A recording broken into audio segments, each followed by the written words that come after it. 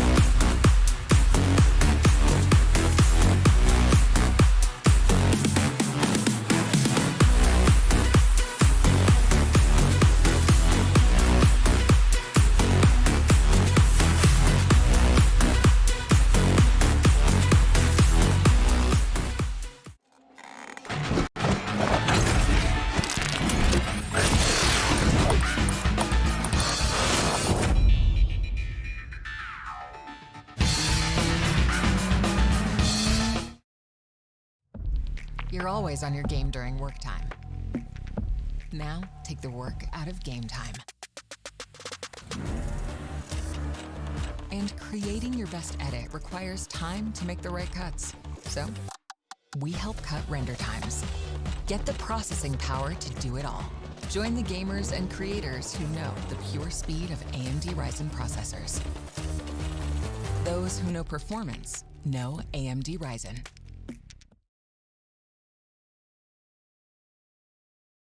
Welcome everyone, you are watching AMD Presents Streamer Quest with Windows 11 and Xbox Game Pass. I'm CSV, joined alongside Aggressive, and we are bringing you the Halo Infinite Community Tournament, where many teams from across the region participate for a prize pool of 50,000 rupees. Today is the final day of the community tournament. We still have more days of Halo Infinite to go in the Streamer Quest, but as for the tournament, as for this one, this will be the final stretch for the teams. We have our two finalists decided, and we have the third match place in front of us as well. So two awesome sets of best of fives that will be showcased today.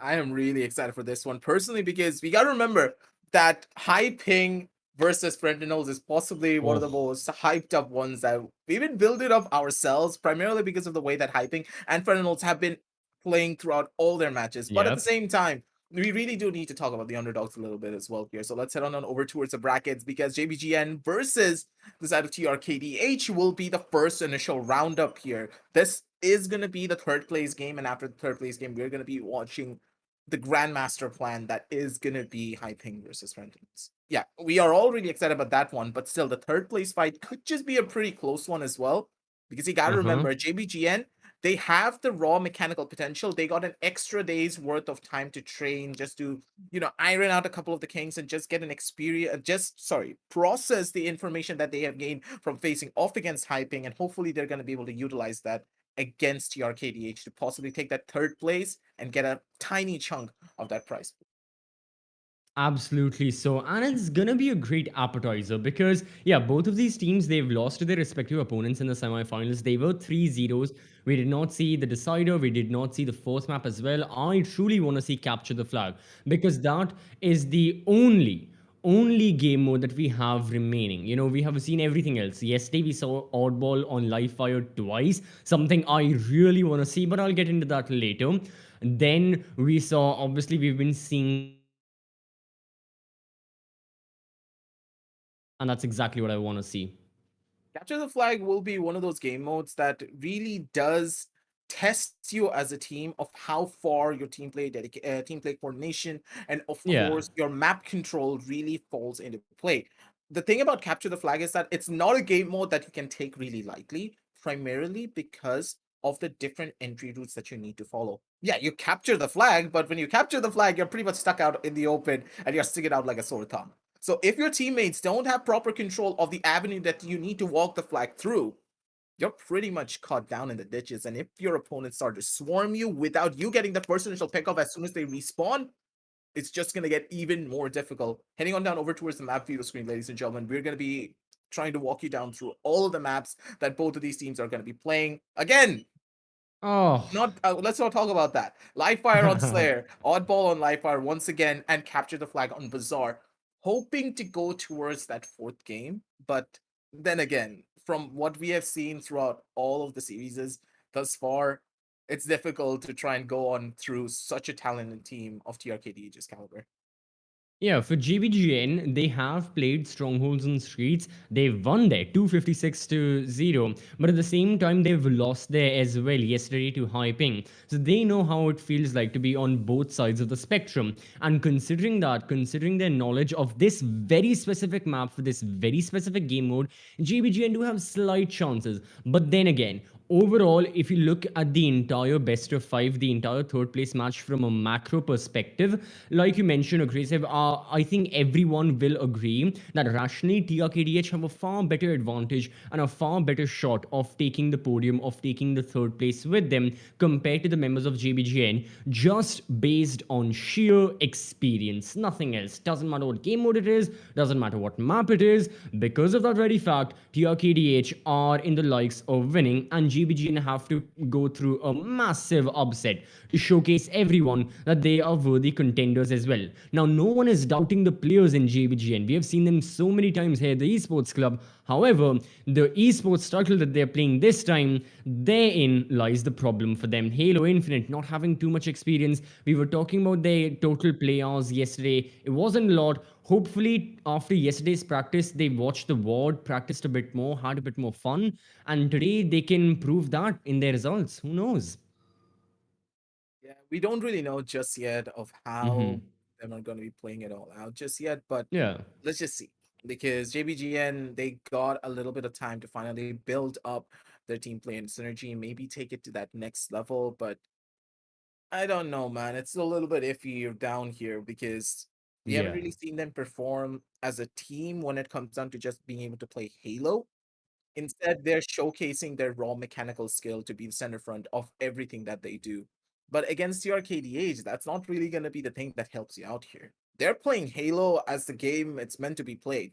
They're playing an arena shooter. This is not a game where your raw mechanical skill will pretty much give you everything and anything to win everything out. Yeah. They're going in for control of the power weapons. We are constantly noticing them just take pockets of control throughout the entire map. For example, holding down the mid of Livefire or maybe holding down the mid of Aquarius, where they are slowly but surely adapting, but they're not able to adapt at a rapid pace. But that just goes to show they are a semi-experienced team that could be going much further in this tournament if it wasn't for the side of Sentinels being a much more of a potent roster, all-rounded, Right. roster in general. JBGN, the odds are stacked Hmm. against them, but I'm really hoping that with the extra time that they did have, they're going to be able to take that third place away. Absolutely so. Yeah, they have played Halo. They have played the entirety of this arena shooter. And I'm fairly certain the members must have played like older generations of Halo as well.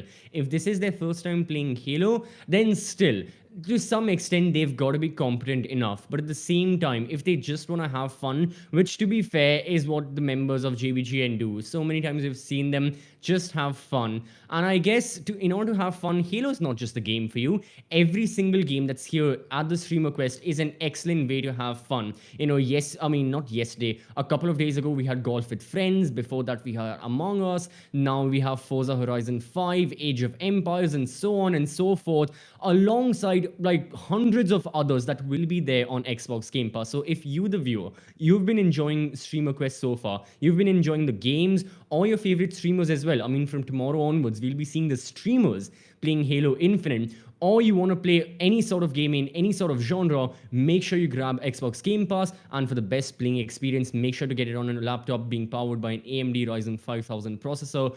But for us, for the teams, the best experience has got to be to win and to get a chunk out of that 50,000 rupees cash prize. But at the same time, considering that chunk of cash prize, you've got to work for it. And coming back to the topic of the teams, for the side of JBGN aggressive, like Slayer, the game mode seems to be the only bit of reconciliation, because Strongholds, you mentioned, we saw Stronghold Streets and JBGN losing yesterday to the members of High Ping. Yes, TRKDH also lost that, but it was on a different map, it was a different setting, all of that being said and done, but they still gave a bit of performance. Their rotations were on point to an extent, and they got Yep. a couple of points out of it. At the same time, on Oddball is the one game mode where I'm Oh like, yeah, dude. oh, I'm not gonna lie, GBGN, they don't have a lot of chances. Considering it's live fire again, TLKDH, The it's bunker practically a strat. one for them. Yeah, it's Yeah, it's that's a the one bunker for them. strat simulator. Exactly. I don't think JBGN will be able to contest Oddball.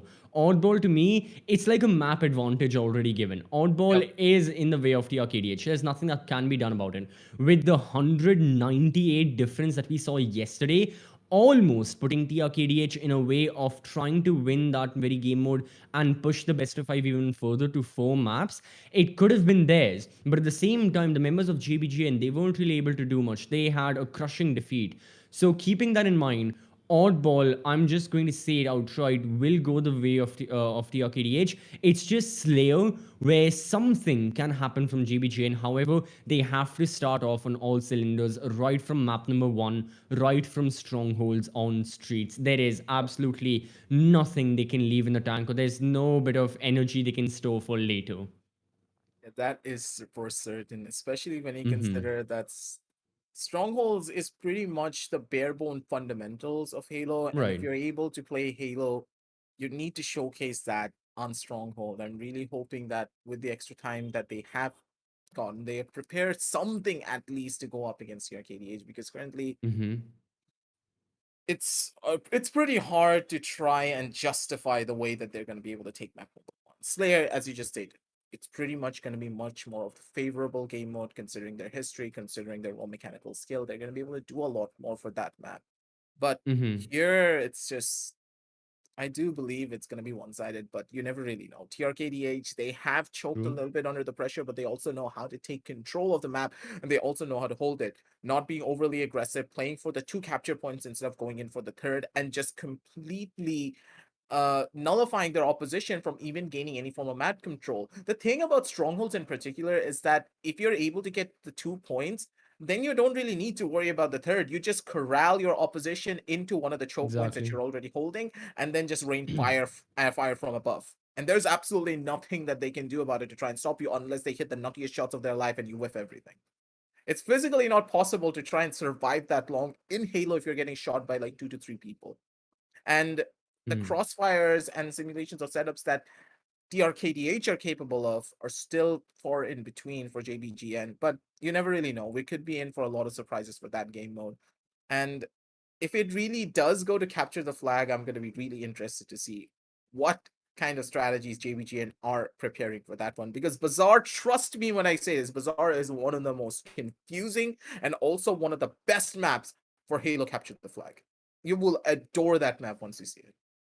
Oh, I have. I sorry, I have been looking forward to seeing Bazaar. Bazaar is the only map in the competitive pool right now that we haven't seen. Yesterday we saw Aquarius, and that was my only, bit of iffiness from after yesterday ended. Great set of matches, very close, especially towards the end, but we didn't see Capture the Flag, we didn't see Bazaar. Hopefully that changes today. But to go through that, we have to go through the initial three modes as well and the initial three maps. Starting with the, yeah, like you said, strongholds and streets. And so far, I think GBGN, they should have enough experience to know what's good and what's bad, what not to repeat, especially after their game yesterday against Hyping. They should realize that, okay, XYZ things that we were doing, splitting apart, attacking those stronghold points one by one, just all alone is bad. We have to stay in pairs. We have to, focus fire, like you've been saying, on specific members on the opposing side. Only then can we get kills, only then can we get points, and only then can we win. So that is going to be fundamentals for JBGN. For the side of TRKDH, I think even if they play how they were playing yesterday, they should have a good chance of winning. But even their side, I really hope they've done their due diligence. They've gone through the wards. They've made sure that they've, circled everything that they were doing wrong and how to rectify those mistakes so that they have a seamless experience into winning this third place match. Because if you've reached this far, might as well get a consolation prize, might as well give your level best, even if you've lost in the semi-finals. Because who knows, the next time you come up against your opposing teams, you may have that psychological upper hand that, hey, we defeated these guys the last time. You know what? We may just defeat them again. Yep. That's the thing. Hmm. We are mentally preparing a lot of these teams for the future as well as the current timeline that we are playing through. Because this Exactly. tournament, yeah, it gives you a taste of what Halo is going to be like on the top level. But then again, are all of the teams present? Are all of the players that are currently watching right now? They're going to be inspired by this. They're going to start grinding out a lot of Halo. They're going to be the ones to grow even better and possibly rise up to the challenge to take out teams like Hyping and Frentinels. These teams are good for now. But we have seen this time and time again with every single esports that came out. The first initial couple of months, one team will Hmm. start to dominate through the entirety of the region, and then you look forward maybe a couple of months, maybe two, like maybe even 6 months, and then suddenly that best team in the entire region is now at the very bottom, and they can't even rise up to the challenge and rise up to the top. That's the thing here. Once you get that taste, once someone is willing to put in the effort to grow themselves to a point where they're going to be the best in their region, anything can happen. And that's why you always have to prepare. You always have to go for that next big step on trying to become a better player in that regard.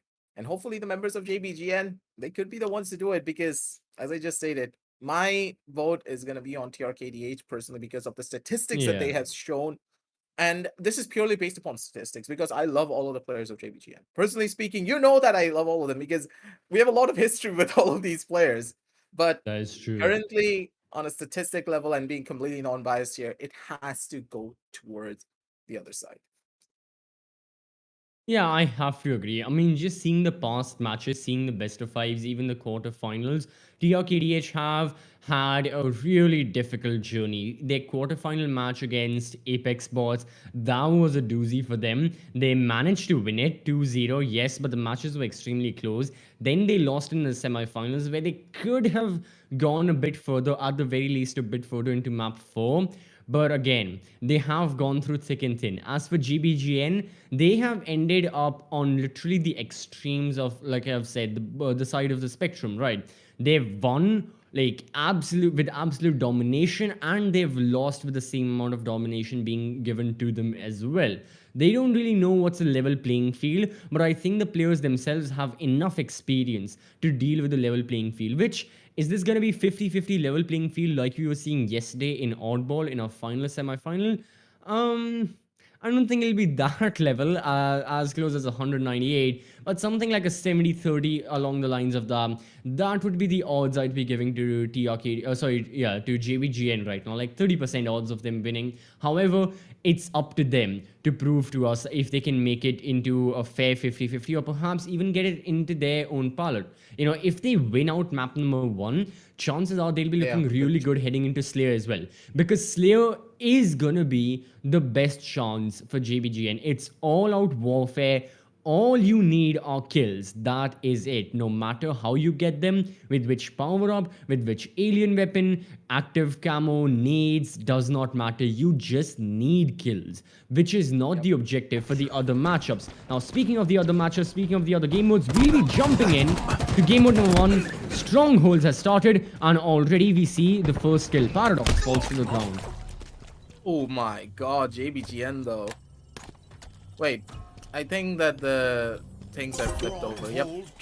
The names are a little bit flipped over. TRKDH are on the other side. JBGN are going to be on the left. A little bit of an oopsie there from the layout, but it's completely fine. And Danny, nothing really to worry about, even though it's confusing for your end, guys, but we pretty much made sure of that. We do see a lot of the control being established by all the members of TRKDH finally, but the kills did go in the favor of JBGN instead.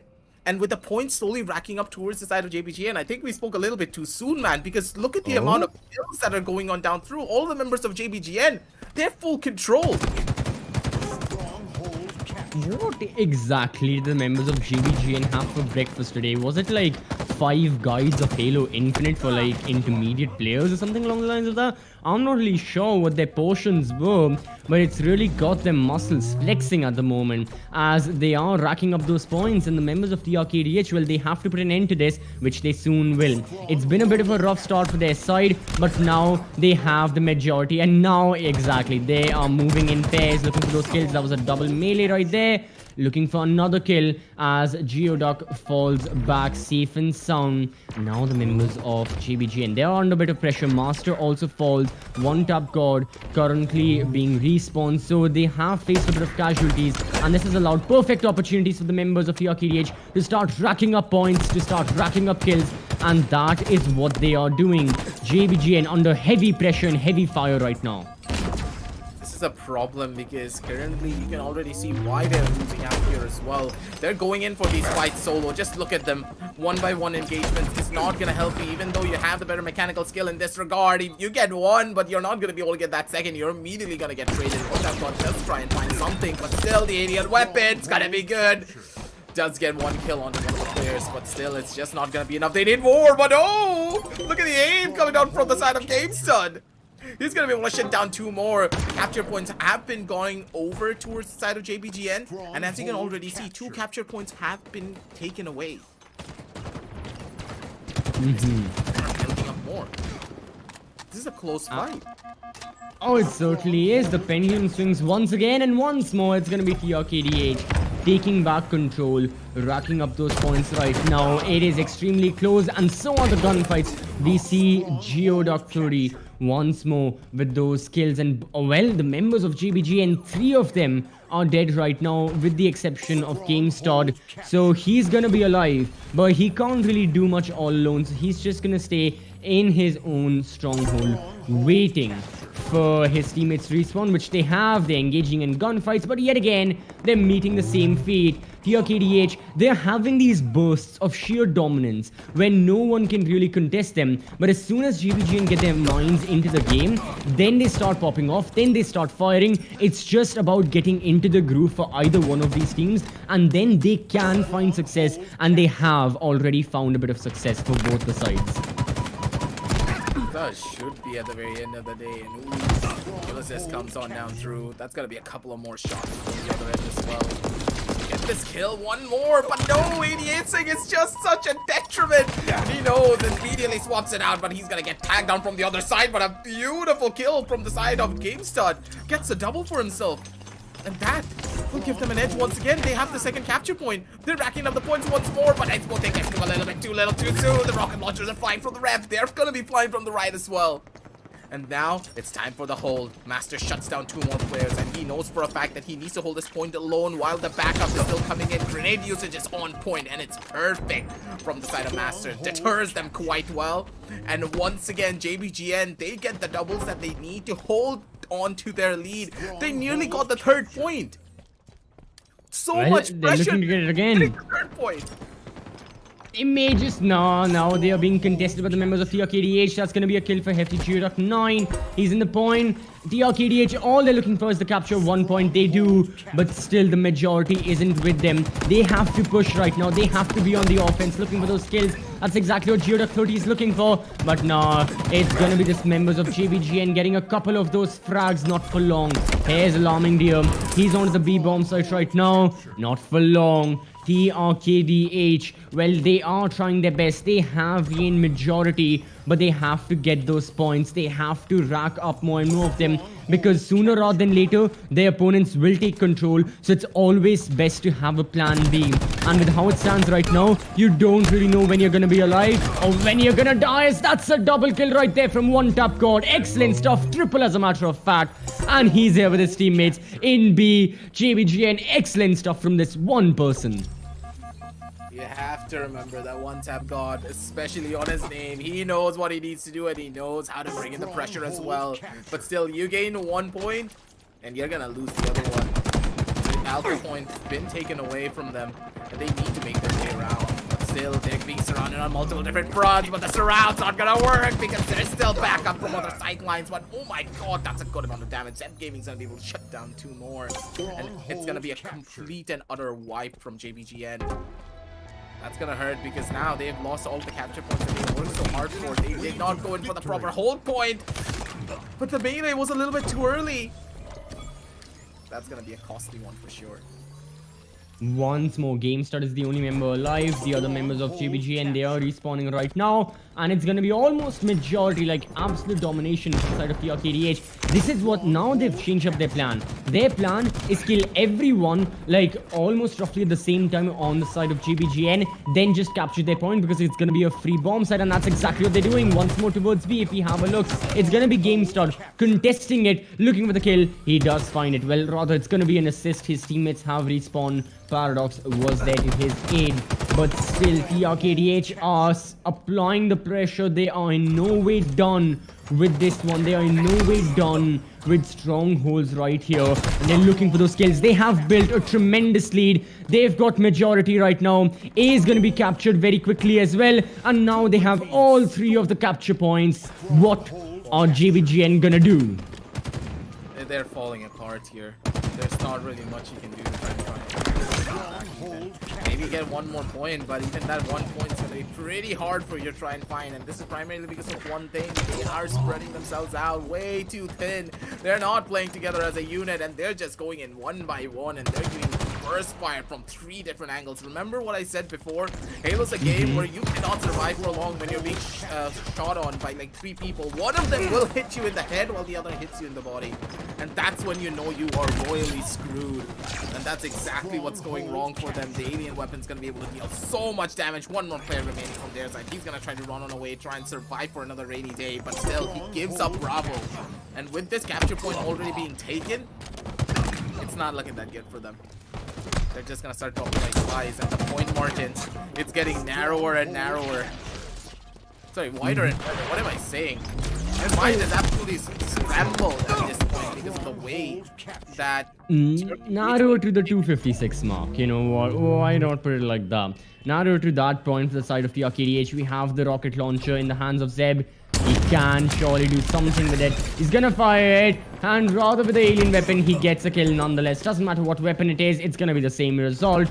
The RKDH, they are quite close. However, this can be one of the final pushes being surmounted by the members of JBGN. They're looking to capture back the points they've lost, but once more in doing so, they've lost Bravo. And JBGN, it's a constant fight for them. Bravo goes away, they capture it back. Kingscott with the double kill, he's looking to defend it, but defend he can no more.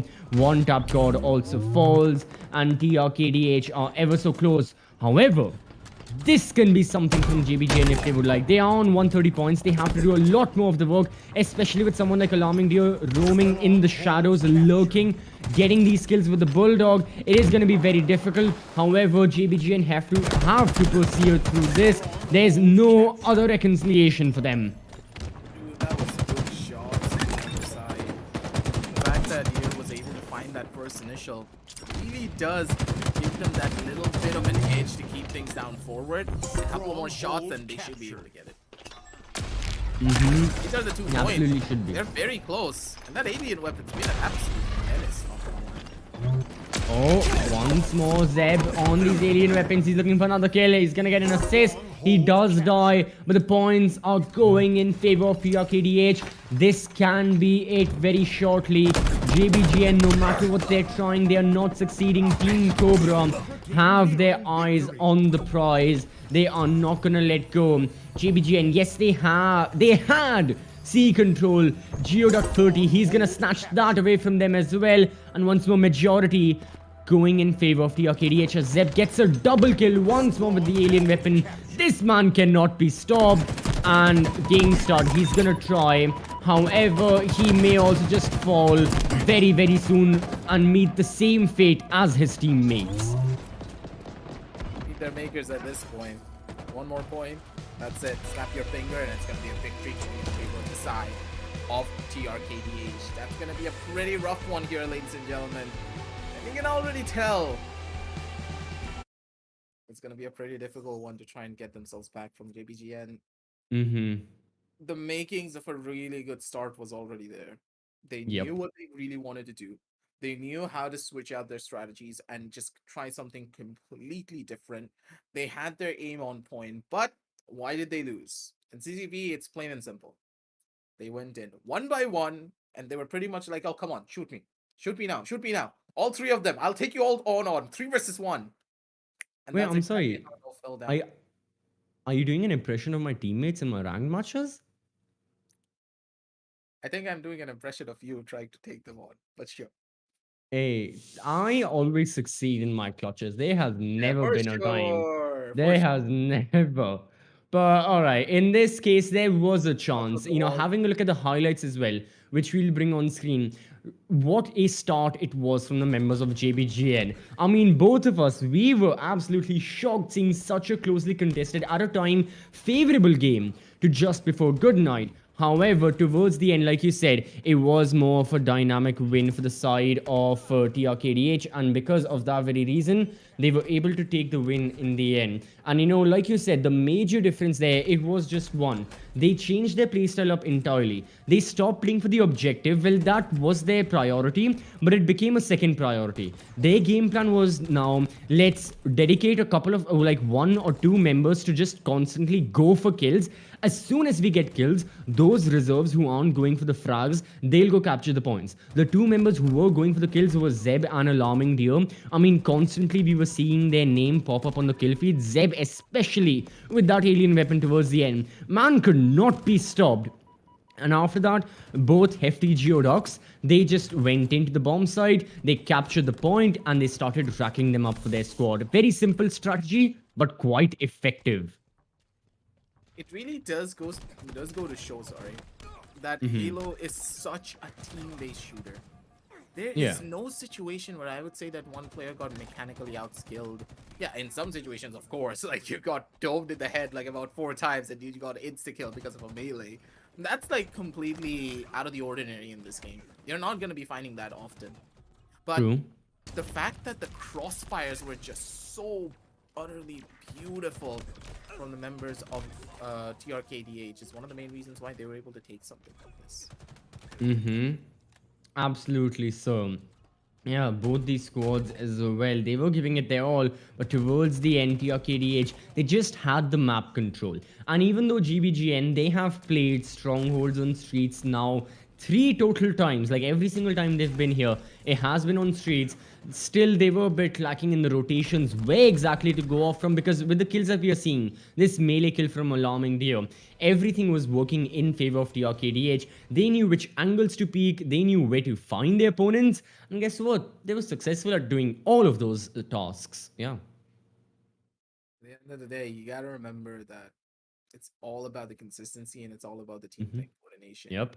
And at the end of the day, it is the side of TRKDH as being able to be the real MVPs when it comes down to just holding it down and being able to adapt on the fly. Halo is a game about adaptability. This is true for every single arena shooter. I came from an arena shooter. I played arena shooters professionally for a pretty long time when I was around CCV's age. I feel old now. Hmm. But I played it professionally back at the time. And the thing Right. about arena shooters is that we always need to adapt. There's no one set game plan that's going to win you pretty much anything and everything. And if you're not able to do that, if you're not able to communicate with your teammates on the fly in the heat of the moment, just be able to give them one call out while they're still making their own play. The thing about these type of games is that you need to make a plan on your own accord and you need to predict what your opponents are going to do and what's going to happen to your teammates so you're in a position to help them. Callouts are not just the end all be all. That's why I always say games like this require a different level of sorry, what was the word again? Communication. A different level of communication and coordination Hmm. because having raw aim, having game sense from other titles, it's not really going to give you anything here. You need to play the game.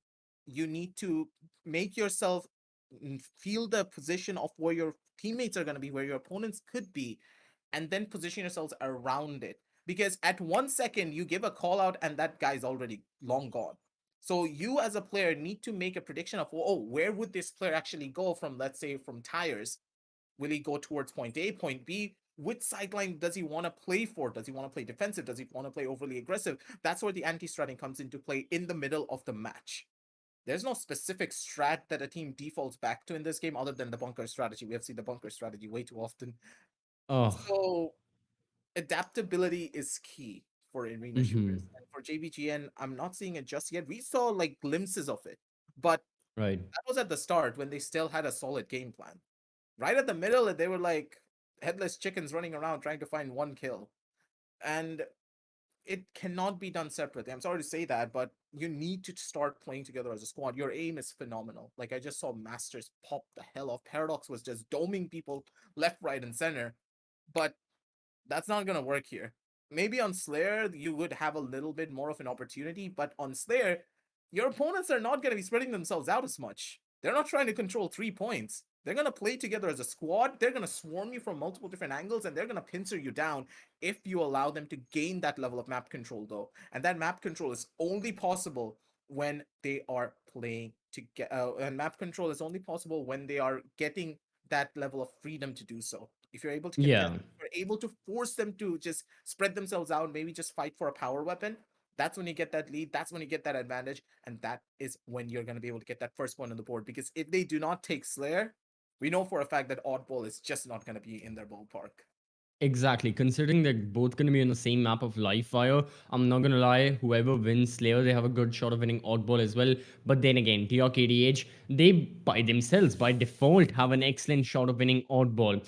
But apart from that, for Slayer, it's got to be moving together as a roster, going for trades. Because this is all about getting those 50 points, or rather, should I say, getting those 50 kills. And if you can get a trade that's 1-for-1, you're not at a negative, you don't have to catch up, it's going to remain neutral. And TRKDH as a roster, this has got to be one of their main themes, or like their fundamentals, is that they are focusing a lot on killing their opposition like simultaneously. 1, 2, 3 kill bursts. They're not going for let's kill this guy, now this guy, now this guy, then the final. They're looking for, in a matter of 2 seconds, they're gonna kill like 2 or 3 members, so that in the midst of those 2 or 3 members respawning, the members of TRKDH can get in optimal positions like power positions, or they can get map control. We saw this really well on Strongholds, and I think this is going to be another point of contention on both Oddball alongside the map of alongside the game mode of Slayer as well, where you're just looking for kills. So getting in a cheeky spot, getting that one kill can be the difference between a 50-49 and a 49-49. Yep, I completely agree with you there. And with all of these factors coming into play, it's just Yeah. gonna start building up more and more and more that Slayer could just be a pretty one-sided affair in comparison to Stronghold, because on Stronghold, as you just pointed it out, it's not really not really the time when your opponents are still in like 2vx scenarios where they're all spread out. On Slayer, it's a 4 versus 4 on all fronts. You're not going to be able to isolate a single 1v1 unless your opponents are just overextending beyond their own recognition. But TRKDH, they have not done that just yet. So I'm really hoping to see a proper utility usage at the bare minimum, because grenades, yeah, they were being used pretty smartly from all the members of JBGN, but they were not being used together with one another. Yesterday, I think that I would give the best example was from Arbiter, and who was the other player? Who was the other player? I don't remember. From Hyping. The way they used their grenade was completely all together, but okay. Maybe I'm speaking a little bit too soon. Paradox picks out the sniper, and he's going in for it. Oh, My baby! God. Paradox! He's means business. All right, I guess he's just proving the fact that you necessarily, your like mechanical skills can't always carry over. Maybe they can. We have seen this man with so many different snipers once more. He's purposefully going for the no scope. Well, in that case, he could have attempted a quick scope as well. Regardless of that, JBGN, they've lost their key fragger right now. They may lose another. Yes, they will. Oh no, it's gonna be a kill for the side of JBGN. My apologies. Master got that one onto Alarming Deer. He was looking for more. It's gonna be a trade. And right now, TRKDH once more, just like Strongholds, they're off to a bit of a shaky start. But we know this from them. We know that their starts aren't the best. It's how they close the map and how they play their mid game that matters. And already, once more, they're going for the same strategy. One tap God, he's in the midst of respawning. Game start, he also dies. It's a 2 versus 4 effectively. And this is when TRKDH shine. They are just looking for map control when there is no one to contest said control. And they're going for the trades as well. Beautiful crossfire being maintained by Geoduck9. Prevents his teammate from dying. And JBGN, they are now crying at the fact that they are not able to get kills. Shortly they were for a brief second. But it's back up and running for the side of TRKDH, for the side of Team Cobra. Not looking that strong for them. And it feels as though TRKDH, once again, I do have to remind you, ladies and gentlemen, that the layout is kind of over. JBGN are on the left, while TRKDH are on the right. So positionally, JBGN, they're in a really good position for themselves. They got a lot of points. They have all that it takes to maybe just get something done, but the gap is still of 3 kills, so it's not that drastic. This 1 kill could just be the difference maker. And immediately that is gonna be a 16 and 13, but the trades are going in back left, the trades are going in back right, but the shots are just not gonna be as beautiful. JBGN, they're answering back with their own calling. Just 2 more kills and they can equalize, but will they be able to find it though? That's the real question. He can't really opt the bunker right now. Paradox was there, he found no one. It's a fight in the middle stages of the entire map. But now JBG and they're the ones hunting down the members of TRKDH. That was excellent. Paradox is not afraid to take gunfights. This man cannot be stopped. Whether it be the sniper, whether it be the battle rifle, no matter what weapon it is, he is going for those frags. It's a trade right there, but Paradox perseveres through it. He's still alive. He's still kicking about. Great stuff. Only now does he fall to the ground. He has the highest skills in the entire server. And it just goes to show, like, he has this newfound confidence. He is just going for shots. He doesn't care what happens next. He just wants to have fun. He's playing like how usually people would play in a deathmatch. To be fair, this is a deathmatch, but with a lot more stakes on hand. So, PRKDH, they have quickly taken back the lead. However, only 3 points separate these members. As that is an attempted kill. It's going to be an assist. One tap god also falls down. PRKDH are looking very, very strong. Can this be another kill? No, it's going to be an isolated 1v1 gunfight. However, Master again falls to the Mangler. Mangler's gonna be able to... Oh, he just needed to shoot one bullet before he went in for that melee. That's gonna hurt a little bit there. One power weapon already down. A couple of shots from the battle rifle should be able to get this kill, but no! Aiming, alarming deer, why? You don't need to go in for this push at all.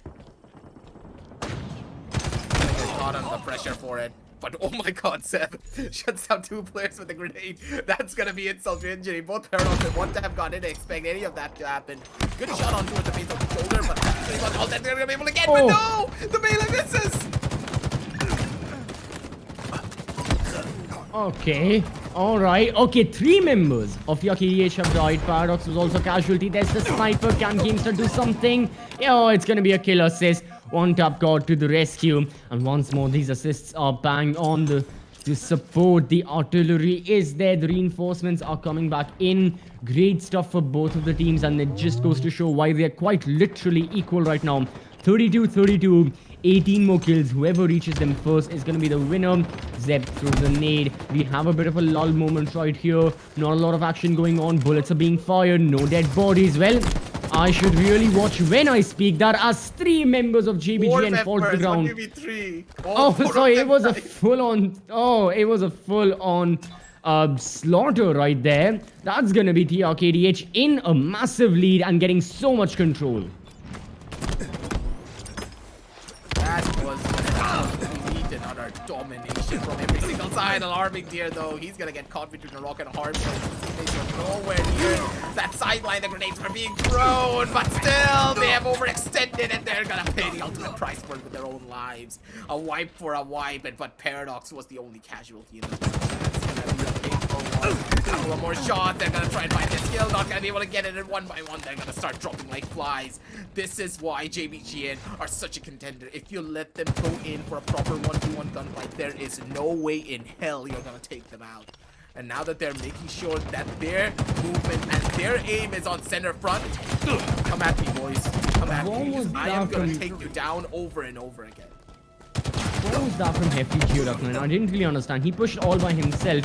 Well, now his teammates are finding success, but it's still very, very close to call. 42-39. JBGN are not far off from winning this map. However, they are falling by the wayside. Once more, we have more kills. Geoduck9 falls, not having the best of, well, a couple of moments right now. However, his teammates are succeeding. That's going to be 5 more needed for the side of the TRKDH. However, they face 2 casualties. This will be the third. It is going to be a wipe to an extent. The TRKDH, they are on the forefront. They need to play this together. TRKDH, you're giving them too many points. And if these points start adding up way too often, it's gonna be deadly. Just run away! But no, that's gonna be a double kill coming in already from the back end. That's gonna be a trade though. The trades are coming in, but 3 differences is not 49. too much. Make it a 1 kill, and they're gonna be able to get it. But that was way too close from the side of JBG, and they nearly closed everything out. But once again, they went in overly aggressive. Why push into tunnels? There was no reason to. They didn't need to push into tunnels. They were not down on kills. and they got caught because of their over-aggression once again due to overextending. They're dropping like flies. JVGN, they need to know when to slow down. Tell your opponents to come into you. You're not in a rush, because as soon as they make that Yep. mistake, or when you have that opportunity to go in for that push again, maybe with a power weapon or killing the person that is holding from the top side of mid, you have so much that you can do to try and switch everything out, but none of that happened. And they just dropped. Exactly. That's unfortunate right there for the side of JBGN. It was so close, but their own mistakes right there towards the end, unfortunately led them to failing. So not much can be done about that. As coming on over to, now what happens next is Oddball, but still going on over on Slayer, what we have just seen, it was a very close game. Goes to show that JBJN, when it comes to an all-out brawl, when they play without any fear in them of losing, without any problems whatsoever, they can be very deadly. Taking a look at the highlights, we are going to see that deadliness in their own gameplay. And we saw already Paradox starting off, popping off with these snipers. That's my favorite thing about we not seeing streets, is that we see the sniper. Thank goodness we do.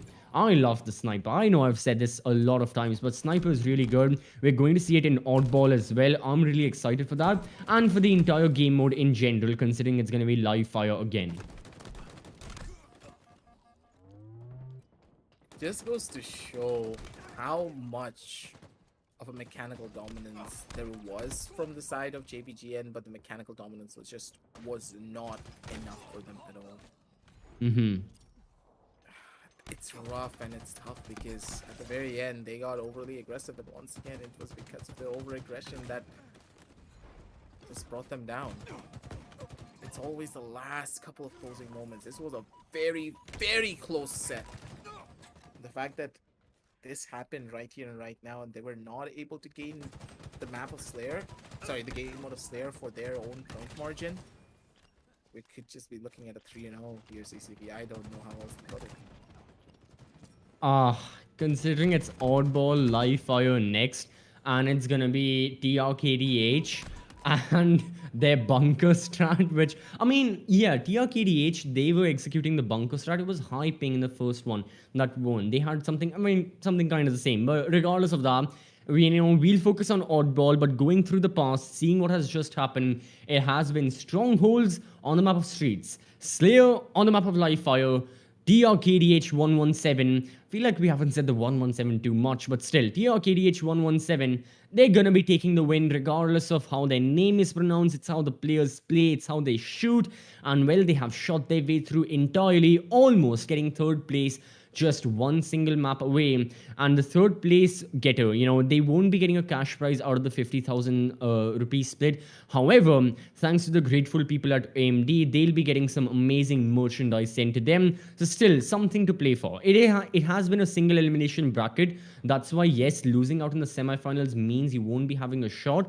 However, something's better than nothing. And with AMD, it's going to be great stuff. However, with Oddball live fire, it is also gonna be some amazing action in front of us. This is what I'm looking forward to. More specifically, I'm not gonna lie, Grand Finals Oddball live fire is what I am looking forward to. Really. I mean, come on. Both high ping and the side of this is a doozy. Sentinels. Yes, Frentinels. I always forget the Tinels towards the end. But yeah, both those rosters, both of them winning on live fire Oddball yesterday means that we are going to see different strategies incorporating and all that. But then again, that's for grand finals. For now, it's going to be the same map, same game mode, but different teams playing for a different objective for their side. For JBGN, they're just gonna have fun. It's gonna be same, no holds barred whatsoever. It's gonna be absolutely no fear in them, like how they were playing on Slayer. As for the side of TRKDH, they have to play for the glory, and they have to play to get this best of 5 closed down as soon as possible, so they do not encounter any problems. We're gonna be jumping straight into the game, ladies and gentlemen, because we don't want to dilly-dally at all.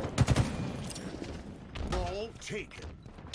But that's the thing here, because the way that Oddball is now going to play out, they're gonna try and run it on back to see if they can get a little bit more of a further back for themselves. But once again, we are seeing the RKDH in a little bit of a better spot, but I think it's Once again, the members of TRKDH. Well, yeah, it's a bit of a rough start for them, but now currently it's going to be Geoduck9 with the ball. Saving it up, the sniper goes off. Geoduck9, he has dropped the ball for a second, shooting. His teammates come back up as he's going to be a 1v1 gunfight. The melee is there. Great kill. You remove the shield, make the person vulnerable, and then shoot them off. It's a classic of Halo, and it's something that works. Now, the ball's in is in no man land. As we see the active camo on Zeb, he's going to be able to retrieve it, gets an easy kill assist. He has to defend the ball right now, not allow the members of JBGN to take it, as TRKDH are still racking up the points. Oh. Spot, but oh my god, that grenade bounce was absolutely gorgeous. Catching there on towards the back end, let's find that first initial kill, and that's going to be a cleanup duty, but nope. Maybe not, because one by one they're trying to go in for these fights, but Master spots out ahead and immediately domes it before it gets any closer. Once more, it's going to be a semi-bunker strat, and this is something that JBGN are doing. I mean, this is what Hyping were doing yesterday. They aren't playing like full-on 4 people bunker, but they have 2 members on the outside, 1 person defending the person with the ball, and the final person, quite obviously, he has the ball himself. So this is something I believe JBGN may have taken from Hyping in their match yesterday. After they lost, they might have realized this is something quite interesting to do, and they are incorporating it. Now, no one has the ball. It is out there in the open. Both teams scrambling to get it. Hefty Geoduck9, he falls. Paradox, he knows he has a golden opportunity to take it. However, going to retrieve it is a whole other task in of itself. The members of TRKDH, they're going into the crosshairs of JBGN. Can they take these gunfights? It is very difficult. Everyone's dying towards the end. There's only 1 person surviving. It's going to be a respawn, and it's going to be TRKDH with the ball right now. They are going to be generating the points. Well,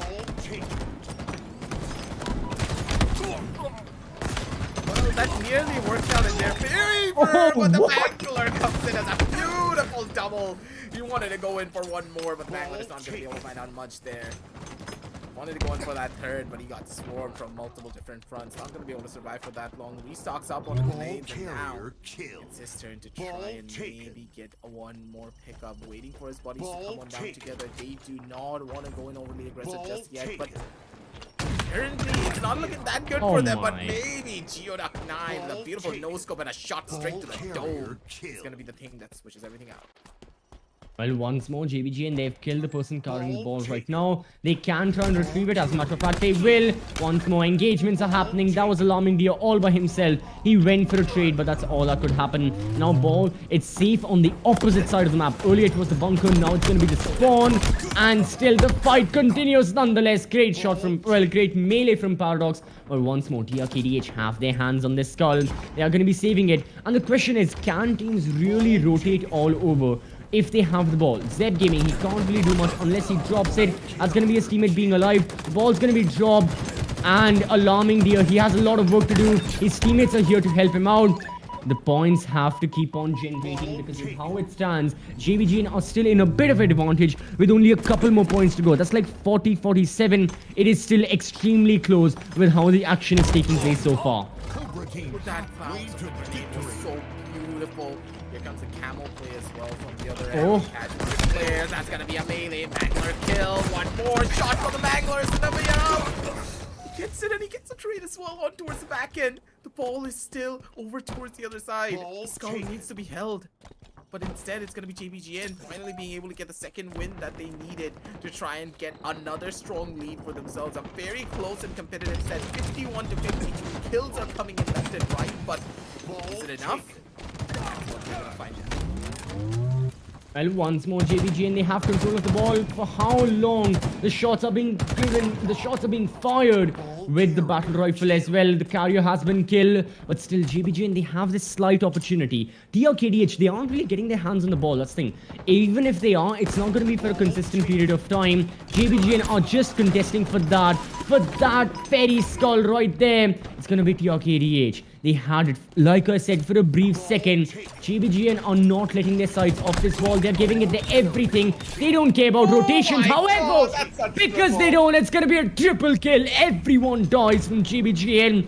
So much needed time. This is just crucial time going in favor of the RKDH. They are going to rotate over with the skull as well. They are racking up those points and they are going to equalize the score very, very soon. Trying to do what they can to try to get this one back. A lot of grenades were being thrown, but the fact is, those were grenades at that moment. Those were not bullets being fired. That is gonna be a painful one. Here comes the shield, and that shield should give them a little bit of an opportunity to try and survive, but not for long. Here comes the Mangler. Beautifully done, a Mangler shot straight to the face and a punch to end it all off. That's gonna be one more life being taken, but everyone's just blowing up to the grenades. I love the grenade usage from the side of TRKDH, the way they predetermine where the frag nades are gonna go, and also set up the kills accordingly to that. Camo. Oh my god. The workbench, but no, this camo play! No! That could have been it! Now these are crucial seconds being given to the members of JBG and they're racking up the points. It's 78 right now. 75 for TRKDH. Paradox is still alive with the skull. How are they letting him keep it? Oh my god. This could have been the mistake TRKDH could have made. That's going to be a kill for the side of Master. He also falls. TRKDH, they need their hands on the ball right now. It's going to be a hunt down from one tap god. Nades are going to be tossed. People are going to fly over. That's going to be the ball carrier dying. A minute and 23 seconds on the clock. Once more, JBGN, they are just going for the skull. They don't care for anything. They don't care who dies, who lives. They just need the skull in their hands and they will have it. 5 more seconds. This can be theirs. As a matter of fact, it will be 100 points and round 1 goes the favor of JBGN. I have to say, this was a set that they played beautifully. There's no in-betweens.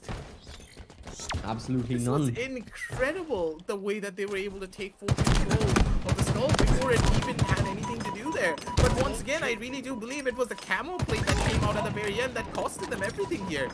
Exactly. When you have that camo, you should have waited for your teammates a little bit to throw out a couple of their grenades before going in for a push, and in the middle of the chaos, you can easily just push yourself forward, get those 2 kills off, get the skull back in your position, and just hold out the fort and try to brave out the storm. But that wasn't the case. But let's not talk about it. Round number 1 was a little bit questionable on that end, but now though, this was a real fun one again. But look at that. Oh my god, they are angry the way that this all played out. And they're going in for this fight. Oh, okay, that's a great, melee right there. Okay, now Grayson, I'm not really sure what's happened, but JBGN, it feels like, where are they on the map? I know we are spectating like Alarming Deer with the skull, and that's rightfully so. He has the objective quite literally in his hands. But we are seeing nothing from JBGN being tossed towards him. Only now, that's what, one person all alone? Who was that? I believe that was Master. By himself, he was there. What is JBGN doing? Their entire brilliance, you summarized it in a beautiful paragraph, in a beautiful monologue with how they were playing in round 1 and the mistakes being made by TRKDH as well. But now, I'm sorry, I do not have an answer as to say what is going on, because TRKDH, they are almost halfway into getting this round 2 for them. Oh, just bash it with a skull, bash it again! God. No. What? I thought the ball was a one shot. Okay, never mind. It's not a one shot. I guess it's like melee mechanics, right? Like if it's in the face, then it's 2 shot, and in the back it's a 1. I guess so. Oh my god. What is going on in round 2? I'm sorry. What has happened? JBGN, the ball really hasn't gone away from the start. We have not seen anything to do with the bunker. And Cobra team are so close to the win right here that we're not really sure what's going on. And I have no idea what is the plan from JBGN, because it's gonna be 2 rounds now in total for both the teams.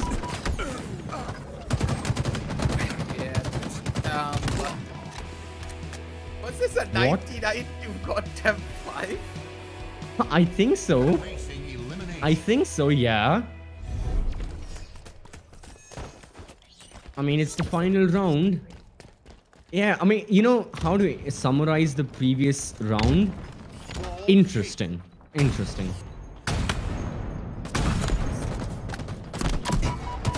Well, regardless, I've made my terrible joke of the day. It's going to be the ball with the side of JBGN. Well, now they are trying for something good for them. This can be their own moment of victory. TRKDH, they aren't really contesting. One tap god right now, crucial seconds. He now faces elimination. That's going to be that. His teammates are there in the nick of time. However, they also fall to the ground. TRKDH finally have ball control. However, they haven't picked it up. Only now have they taken it, and only now are they going to go for the points. However, Master isn't going to let them. A double kill for this man before he has been traded off. And once more, TRKDH are on the defensive in bunker. One tap god looking to hunt them down. He will be successful to an extent. Communication factor is just way better, but shots are just moving forward. Incredible on the other end. They're trying to survive it. They're going in for these trades, but the trades are still not favorable at all. The backup's already present from the side of JBGN. And with this, they're going to be the ones to hold. They're going to be the ones to survive. And that is how to do it. Oh, the thruster right there. Can help Zep Gaming. Nah, he's going to fall to the ground. Once more, it's going to be JBGN in the advantage. TRKDH, they need to have a momentum shift. And they need it right now. The Mangler goes through. Desperately needed kill. It's going to go through. And now, that's going to be the hunt. This is one thing I've noticed from the side of JBGN. They really don't give up ball control. To them, every second matters. Every point matters. And with a score of 41-8, rightfully so, JBGN better get as close as possible to getting those 100 points. Now TRKDH, they are going to be camping with that, with the ball, with the skull, because they cannot give it up. They need it under their control. They need another 20 seconds or something similar to equalize. But once more, JBGN somehow get control of that. Not really sure what the strategy is here from TRKDH. They are trying. The overshield, the active camo has been popped as well from Zeb. And TRKDH, what is their strategy right now? Because JBGN, they are well on their way to get 50 points, to be halfway there to end Oddball with a victory. At a possible map number 4 here for once in this entire it could very much be the case. They're so evenly matched, but this active camo flank could just pay massive dividends, but no! The flank was good, but not good enough, because right at the very end, he missed a couple of those shots, and that's what really costed him. Here comes a couple of more. He needs to try and find the skill. He does get it. One in the front, one in the back. The Oddball. Oh. He's gonna try to fly on away, but still, it's not gonna be able to live for long. It's not gonna be able to soar through the skies as he would have expected. One more pickup, but he heard the shots. He heard the footsteps. He's thrown in the frags. That's probably gonna be a kill, but no, that's gonna be a reverse double. Cobra, they're falling apart. Ball taken. Well, once more, TRKDH tried to keep control of the ball. However, towards this main area, towards the top, we are seeing everyone just converge here. Doesn't matter which team you're in, doesn't matter what weapon you have, doesn't matter what HP you have, shields, no shields, just bring him in. Just go here. I'm not really sure what the teams are thinking. It's an all-out brawl right now. This is Slayer, but just throw in a skull in the middle because both the teams are level right now. Almost. It's gonna be 52 points for JBGN. Once more, TRKDH on the back foot. 2 minutes 40 seconds. Half of this round remains. Round 3 is upon us. This is it. It's gonna be do or die. TRKDH have to rack up those points. The active camo was there on Paradox. However, it's gonna be another trade. Once more, members side the ball. Is it safe? Is it in safe hands? Well, one tap god is looking to put it out of its misery, looking to kill the person who has the ball currently. However, he can't find him, not for the time being. The ball is very much in a tough spot. He does pick it up almost immediately, trying to get a little bit of a point advantage going once again. This is such a close fight. The fisticuffs are just gonna be better. Zeb Gaming takes the backseat. Paradox though, it's not gonna be able to survive for long. That is gonna be a double trade coming in from two sides. A skull punch to the face. That's gonna be a painful one. And with that, the RKDH, they're inching their way closer. But for how long? Because JBGN, they once again have the control. They have it back inside of the bunker. Oh, it's bunker strat time. Well, the ball has been dropped. 70 points right now for the side of JBGN. Can they hold on 2 more minutes? It's only like 49. So like 20 points away are TRKDH. And they need this. They have to camp in bunker. Paradox, with the battle rifle looking to get the kills. 3 members of the RKDH are in the bunker right now. The bunker strat is in full force. Paradox is there. However, he's going to get meleeed away. He gets 1 kill. He has to find more. He is the differentiating factor right now. He won't be alive for long. However, his teammates are here for the aid. The rescue is right here. The ball in no man's land. The RKDH cannot retrieve it. 1 member is here in the bunker.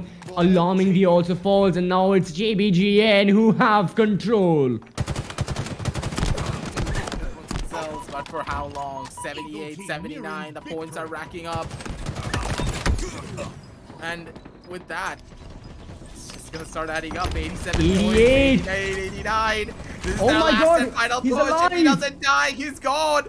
It's pointed away, ladies and gentlemen. No more grenades, no more anything. 97, 98, 99. And it is Oh gonna my be it. God. God, they're gonna be able to hold it down. And for the first time in this entire tournament, ladies and gentlemen, we're gonna be heading on down over to a map number 4, and it will be none other than Capture the Flag on Bazaar. Jesus, how? The one game mode, the one map where you're like, there ain't no way JBGN are getting this. Guess what? They get it.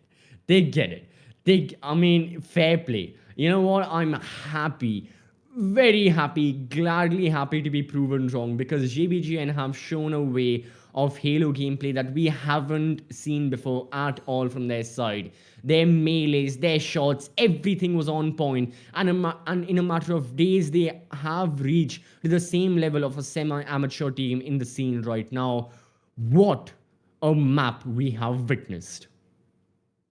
Honestly speaking, I think we need to relive all of these moments as soon as the highlights Oh my are ready, God, because yes. there were a lot of moments that we really need to talk about, from triple kills, double kills with a mangler, just an immediate switch around from one side to the other. The teams played it really smart. And that's Yep. one of the main reasons why JVGN, where they were able to take this, the way that Master and One Tap God were holding down onto the skull, they knew how to play it down through. They knew the power angles that they could hold, and they also had an idea of where their opponents were coming from. And it feels as though they were really comfortable here on Oddball in particular. Absolutely, yeah. I mean, what we last saw from GBGN, they weren't really playing the best on Oddball. Like, they got a couple of kills, they got a couple of points, their strats were good. But it seems like they might have seen the wards from yesterday, or something or the other changed. And they have just been on the attacking right now. Their strats were really good. The way they were dodging the fire, the members of the RKDH, it was excellent. And they had the priority more than anyone else of, doesn't matter if you die, doesn't matter if you get 0 kills, get the points, take the skull. Plain and simple. 2 sentences to wrap up their entire ideology on live fire Oddball was, get those damn points. Don't you ever let go of that skull. And that's exactly what they did. And there was nothing TRKDH could have done about that. They were trying. And for TRKDH, they were more like, whoever has the ball, he can, drop it, play defense, shoot. However, in doing so, what happened was usually that one person was overwhelmed, because everyone from GBGN was just focusing on the ball. They didn't care about where the other members were. They didn't care about the flanks, the setups, the rotations. All they went for was the ball. That was their motive, and it ended up really working for them, with the exception of the second round.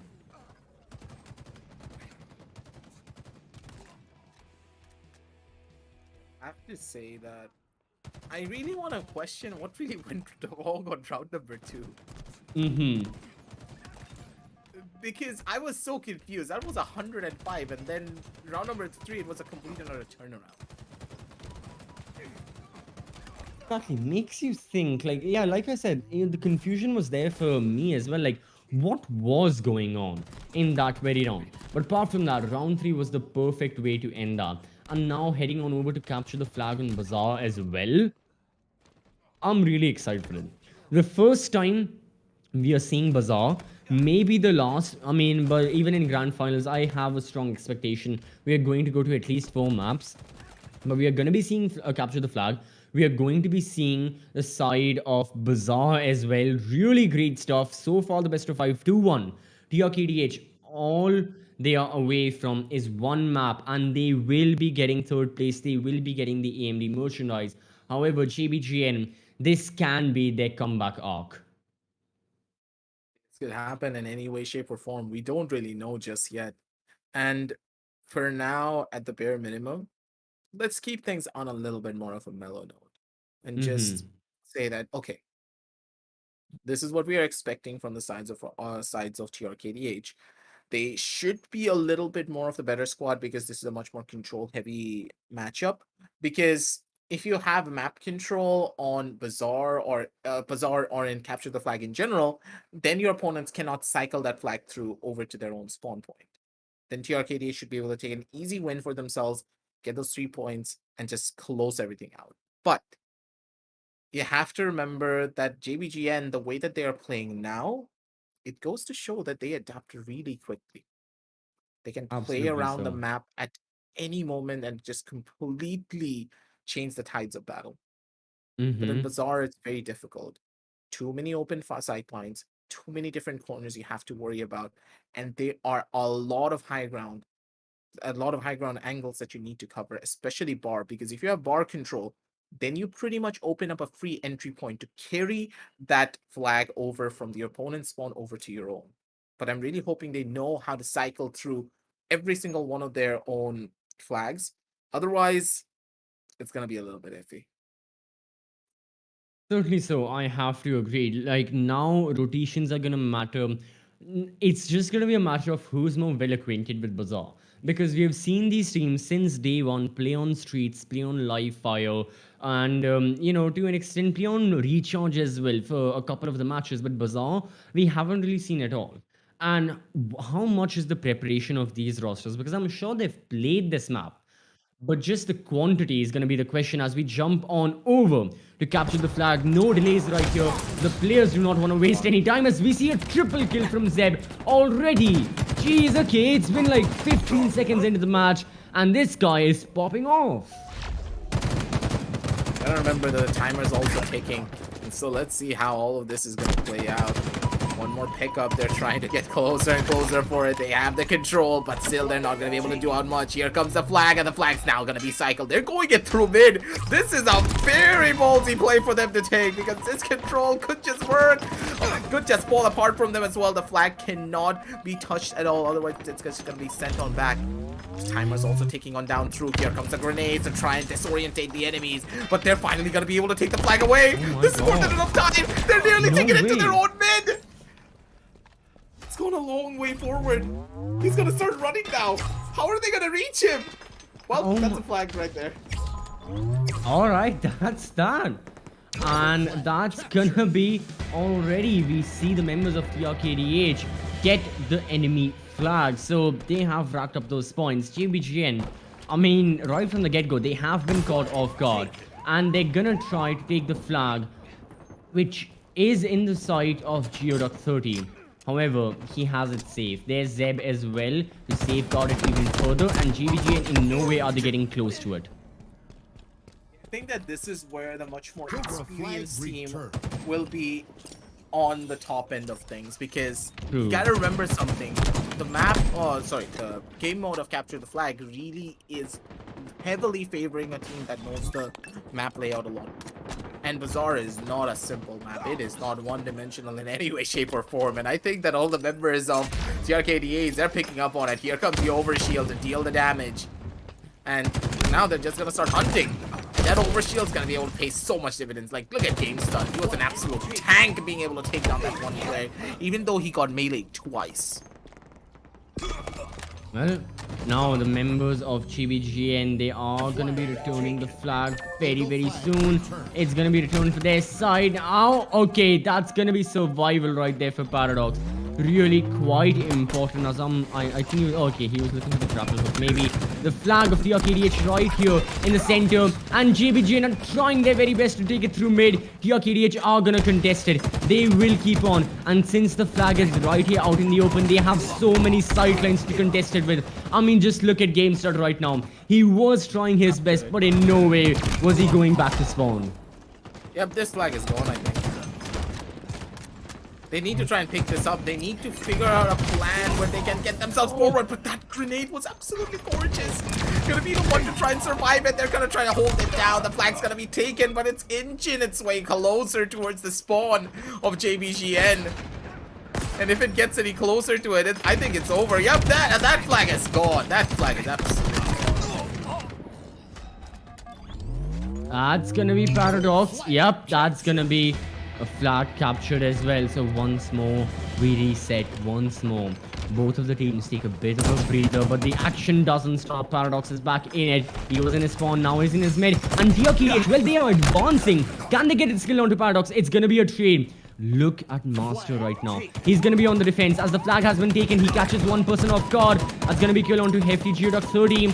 Another teammate from TRKDH is there to get that trade. But the flag going back to the spawn of TRKDH. It's gonna be a long while before we see that journey being taken. It's not gonna be as easy as the first one. And the first one, it feels as though they caught all of the members of JBGN off guard. But here, I don't really think that's going to be the case anytime soon. Still 8 minutes, sorry, left on the clock. They're building up the hype. They're building up the pressure. But then again, they need that level of map control. I have not seen the bar entry being used as often. But here comes the potential. Here comes the flag. There comes the army. They're pushing it down. Here comes the Wait, both the flags are right here. Both the flags have been taken. One's going from the left, one's going from mid. Is this like a flag swap right here? Yeah, you take one flag, I take the other, okay, bro? You don't shoot me, I don't shoot you, bro. It's a peace treaty. The flags are being traveled to the Geneva Convention so that they can sign the peace treaty. But right now we have one defender of the flag. Oh well, we had one defender of the flag from the side of JBGM. Who's gonna get the flag first? That's the question. Who's gonna return it to their own base? Surely it's gonna be TRKDH who have the flag. However, they can't score it because their own flag is on the opponent base. Zeb has to try and retrieve it. And this is going to be opposite flag retrieval now. What exactly is going on? It is contested. And somehow Hefty Geoduck 30 is alive in his own spawn. With the flag, not for long. It's going to be taken by the members of JBGN. Finally gained it back, but that was a flag swap. Cobra flag return. So oh my pretty God, much all of the work that was put into trying to get this flag was absolutely Yep. Flag taken. It's an excellent way to see what just happened as Paradox grapples his way to the enemy flag. Once more, both the flags have been taken, but Paradox, oh, that flag is still in base with the side of the RKDH. Now, can they get the Eagle flag? That is the question, because if they can, that's going to be really good. Cobra flag has been returned for the side of JBGN. Where exactly is their flag? Well, it is kind of in their spawn, kind of in their own mid. However, they have to keep on defending it. Their way closer and closer. Mid control is there. Overshield's going to be very crucial for this fight.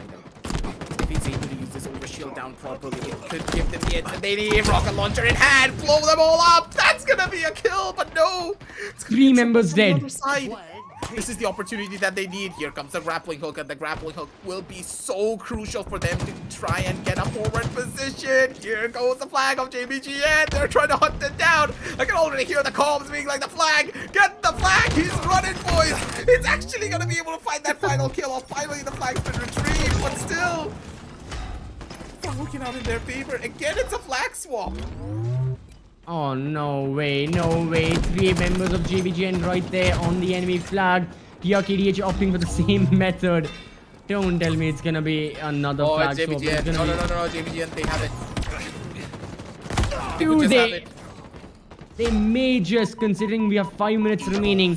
Oh no, the enemy flag has been captured. And that is that. Yeah, JBGN are in the lead now. TRKDH, they drop the ball massively. There's a high chance we go down over towards the 5th map because of the way this is all panning out. There's not really a lot of time. 4 minutes left to try and capture another flag to not to make it not be an equal foothold. What are they planning? Not really sure. Well, they have to take their flag back to spawn. We have the meat of the two flag bearers. They have to get back into their spawn. They have to take both of the flags with them. TRKDH, all their resources being spent, all the members dying. Can they return the flag? Yep. Oh, they can get it. They can get it. Yep, that's gonna be TRKDH being able to get Oh it my God. double. It's contested. It's contested right now. That's gonna be that. 2-2. My, oh my.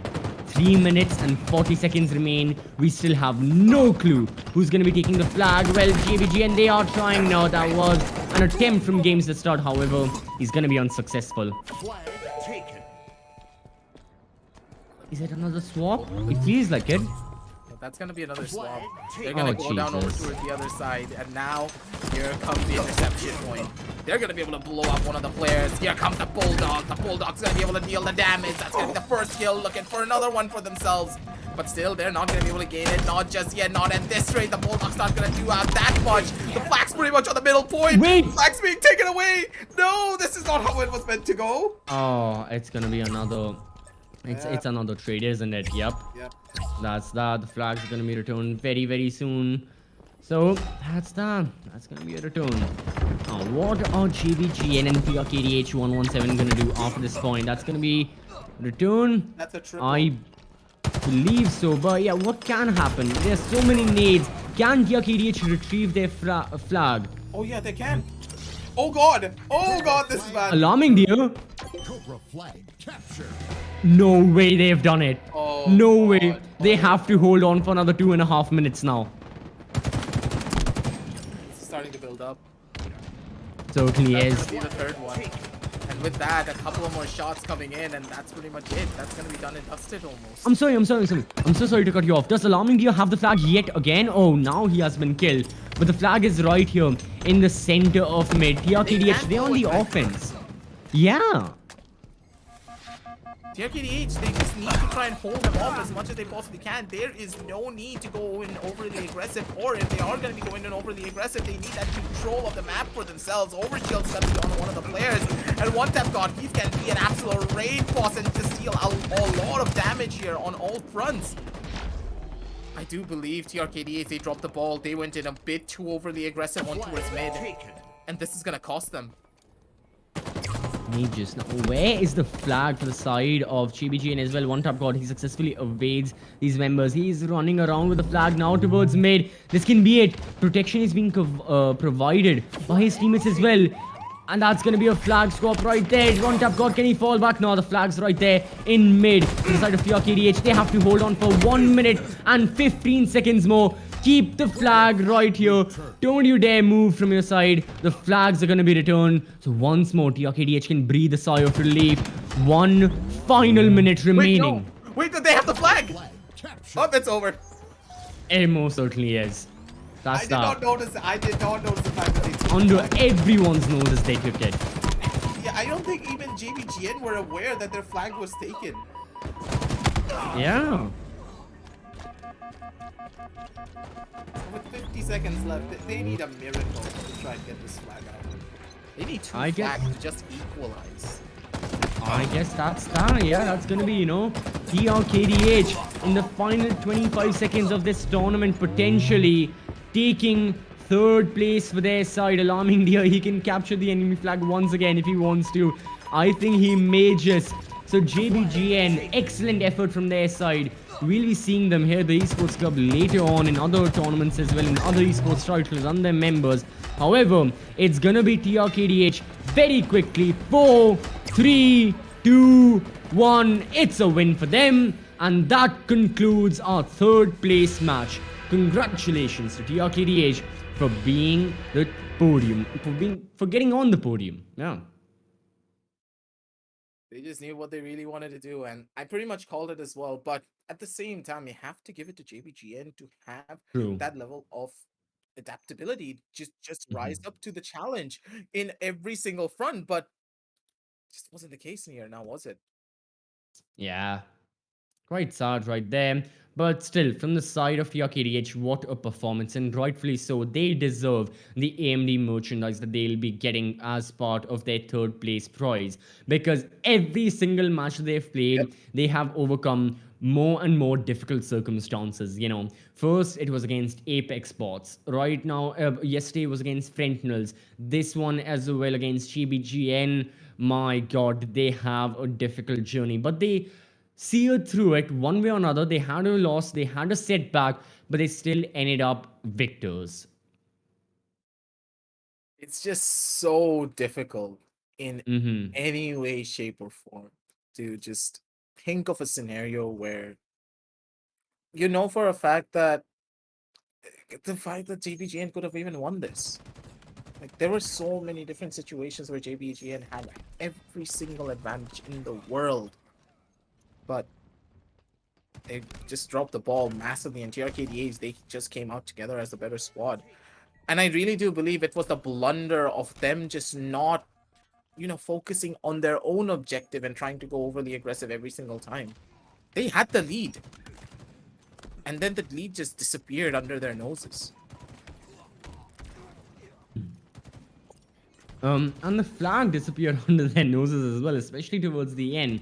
I mean, that fourth capture from TRKDH, that was just the icing on the cake. That were the nails in the coffin right there, and the flag on top representing martyrs who died trying their best, but in the end, unfortunate end for their side. So yeah, GBGN, it's gonna be entirely GN for them. This concludes the tournament and concludes the tournament of TRKDH as well. Going through the highlights, going through the final moments that these players lived, the final moments the teams were playing as well. Like you said, I have to agree with you. GBGN, at times, they were focusing on everything else, but apart from covering their own defenses. They took offense as the best defense, quite literally, and they just went for offense, most often at times leaving the spawn unattended, leaving an empty flag to be taken away. This goes to show how crucial it is to just try and survive.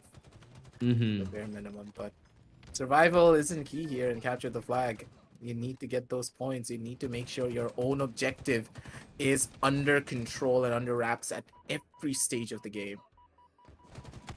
You snap your finger and the flag's already gone, and you have also lost out on getting a chunk of the prize pool. No third place finish for you.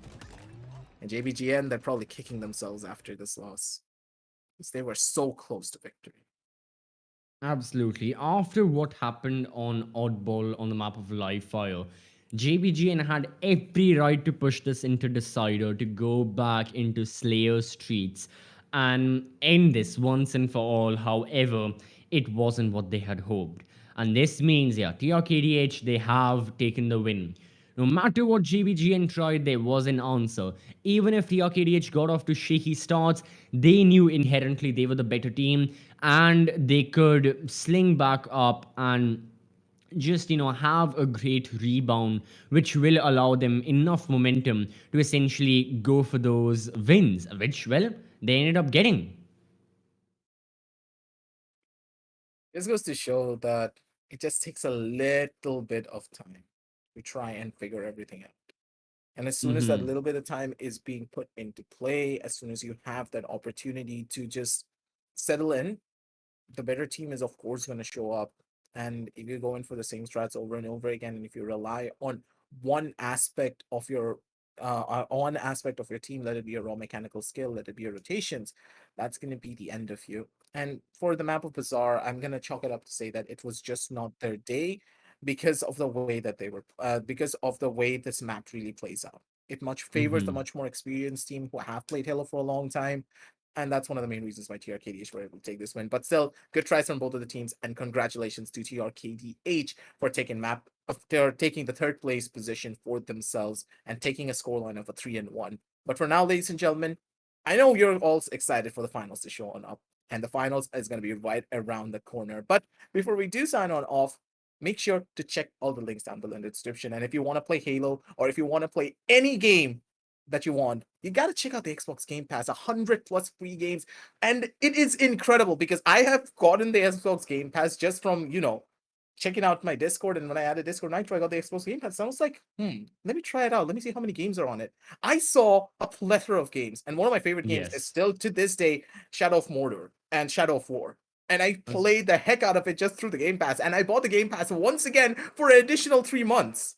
But you don't always need to buy the Game Pass, ladies and gentlemen. You're also going to get the Game Pass on select AMD Ryzen 5000 series laptops. Checking out all the links down in the description below when you do buy that. But we're going to be heading on down over into a short break, and we're going to be back with you with the finals for the AMD Presents the Streamer Quest Halo Infinite Community Cup with the Windows 11 and Xbox Game Pass.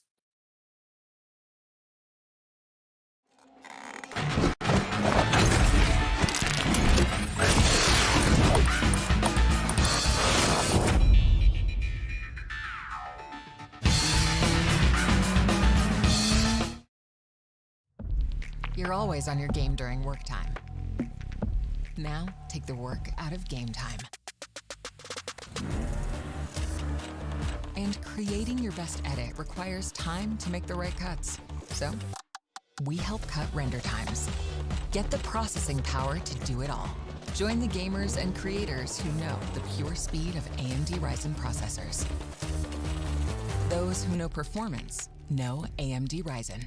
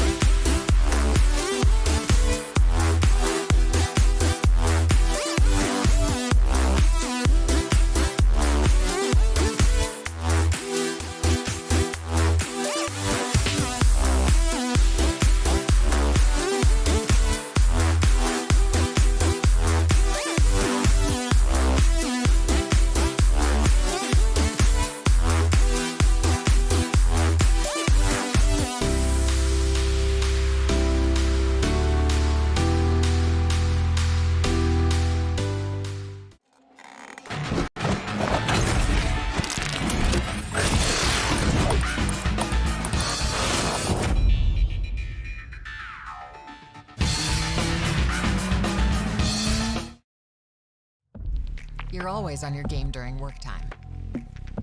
Now, take the work out of game time. And creating your best edit requires time to make the right cuts. So, we help cut render times. Get the processing power to do it all. Join the gamers and creators who know the pure speed of AMD Ryzen processors. Those who know performance know AMD Ryzen.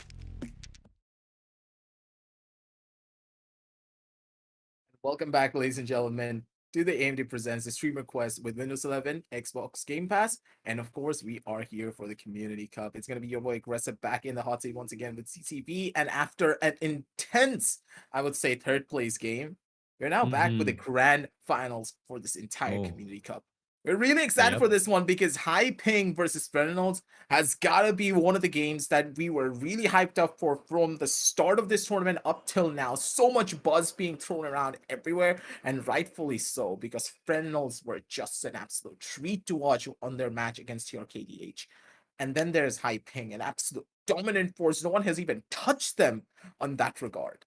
They made a fool out of JBGN when they were playing, but JBGN here today on their third place game, you gotta remember, they showed up and they were like, okay, Absolutely. we have learned from our mistakes. We have faced against a proper competitor, and the fact that we have gained that much experience gave us that edge. And they were able to take one map away from TRKDH and nearly capture the flag as well, sending us over towards the third one. Sorry, the fifth and final one. And High Ping versus Prenonals is possibly gonna be a 5-map set. Could be. Anything could happen. Anything. I just want one map on a specific game mode. Having a look at the map veto, either I'm going to be really satisfied or a bit disappointed, but still, it's going to be a great match nonetheless. I'm going to look at, it's recharge. Oh, no. Really? I wanted Oddball live fire. I mean, come on. You have to agree with me, Aggressive. You want that as well. I don't care what's your opinion on Stronghold Streets. We're going to see it again. But you wanted Oddball live fire. I wanted to see both of these teams duke it out there. Recharge is but not still, bad, honestly. When you think about live it. fire has. I don't care about recharge. This isn't about the map. No, it's about live fire and the place it holds in my heart with how we've been seeing the matches so far. That's why I want it. It's not good or bad. It's purely emotional. But for Stronghold Streets, I think you have a lot more emotions to speak up than I have. Considering, hey, as a consolation, the good thing is this will be the final time we are seeing Strongholds on Streets. So take pride in that. Who knows? We may never see this again. But apart from that, it's going to be the same game modes, but new maps. We're going to be seeing Aquarius, we're going to be seeing Recharge, no live fire. And this makes me think that both of the teams, they have to be very aware that their opponents are good on that map. High Ping will absolutely think that of Frentinels and vice versa as well. So I think for that very reason, have the teams opted to ban that map entirely, irrespective of the game mode. To remember that Stronghold Streets is, yeah, let's not talk about it. Let's let the teams talk about that. But Slayer on Recharge, very common, one of the pretty bare bones basic maps, I would say, with those basic game mode to play around on. Either team could win it out. There was not really any form of an outlier, I would say personally, that separates both of these teams. So we just have to see. We cannot make any form of predictions just yet, because when two teams are pretty evenly matched throughout their entire series, you can't really make that analysis because we don't have any previous track record on these teams. We don't know exactly what they've been doing behind the scenes back on their own scrims and in their own matches. Maybe these two teams just know each other on a personal level, and now two friends are going up against one another, or it could be close rivalry between both of these squads where they got a bone to pick with one another. I'm really hoping it's the latter one, because that's when the real teabags happen. It can be a South Asian Hal Classico. No. Can I leave? It's a decent one. Can I It's a leave?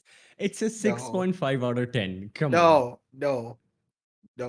If you said 6.9, I would agree, but no, not this. No, it was fair opinion, but okay. Anyways, jokes aside, it's gonna be Battle of the Giants because, like you said, on paper, taking a look at the brackets as well, so far these teams have been uncontested. They haven't lost a single map as of yet in the entire brackets.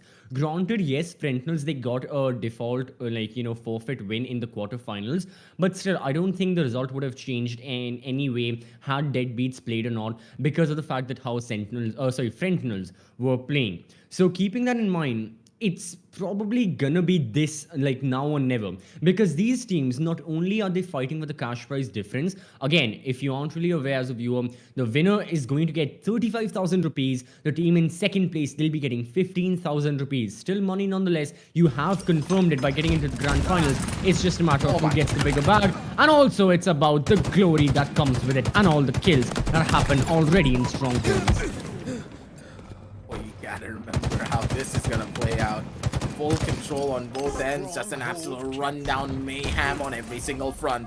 That's how you do it, ladies and gentlemen, and that is how you are gonna be the ones to bring it all back. The one eliminator, very low on health. He's not gonna be able to do out much, and already Frentinels, they have taken 2 points, but immediately they're being answered back with their own calling. One more shot, that's all that would have taken. But the Bulldog doesn't even get any value because the kills are coming on down through. And finally, High Ping, they're going to be on the back foot where they are going to lose out on both of the points. And the point capture comes in for Frentinel soon enough, I do believe. But they're still not able to go in for it because of the barrage of frag nades being thrown in their faces.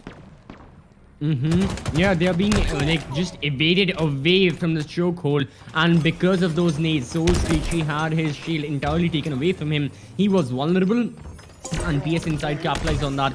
He is in the points right now, however, it's going to be quickly overtaken, but Frentinels overall, they still keep control. High Ping, they have a bit of a point advantage, however, the scores are being racked up from their opposition as well. Frentinels are not keeping quiet in terms of the kill tally. They are actively hunting down the members. Look at HS Invent right now. Long range, excellent kill right there. Beautiful headshot. And in doing so, he captures the C site as well for his team, as his team lose B. Strongholds captured. This is just gonna start building up more and more. One more shot up, one more round up, and that's gonna be the kill that it takes to try to situate around here. A couple more frags, a couple more shots that it will take, but ooh, that's gonna be a complete another rundown from the other end though. And this is gonna slow down massively. Stronghold, even though Frentinels have the control, look at how the kills are going in. Both of the teams, they're dropping members like flies. It's only 2 people staying alive on so many different fronts. They're still able to do so much here. They absolutely are. And the members, they've got to be careful with the gunfights they're engaging in, because Terminator right now, he was all alone. He encountered 2 members. He was going for shots, but once more, he couldn't really do much. Eliminator also meets the same fate, and before you know it, 3 members on the side of High Ping have been eliminated. Great shot right there. Excellent from Cerberus, the only member who was alive for the time being, and buys enough time for his team to respawn. However, he's low on HP. He's got to stay alive. Can't really follow that as he dies. Frentinels have the advantage right now. They have the majority in terms of the strong points as well, in terms of the capture points, and High Ping can just wait and wait it out. But they have to start getting on the front foot. They have to start progressing further and being a bit more attacking favored. You can already see that Frentinels, they have that level of control that High Ping are just trying to employ in some way, shape, or form. Here comes the grenades, and finally we are seeing a resurgence from the members of High Ping. This is so important for them to try and get this level of a switch up, but once again, they take 1 point and their points are being taken away from the other side. What do? Frentinels, they have a level of map control on streets that High Ping are just not able to contest. They're spread out too far in between. They're being corralled as if they are sheep. They certainly are. It's gonna be the shepherd inside of Frentinels right now. And all of them, it's gonna be a group of them just absolutely showing the way for High Ping, where to go, and wherever they are going, they are meeting the blunt end of the force right now. There's nothing they can do about it. More casualties follow through for their side. Terminator has died 10 times. That's more than any person right here. However, it's not like High Ping are not retaliating. They have quickly taken B. They have it under control. Headshot. But now Gunner's gonna take it back. That was a good one. Those shots were so clean, but at the same time, it was not clean enough. Because right here and now, Frentinels, they're now back on towards the driver's seat. That's exactly how they're bringing it all back. They certainly are.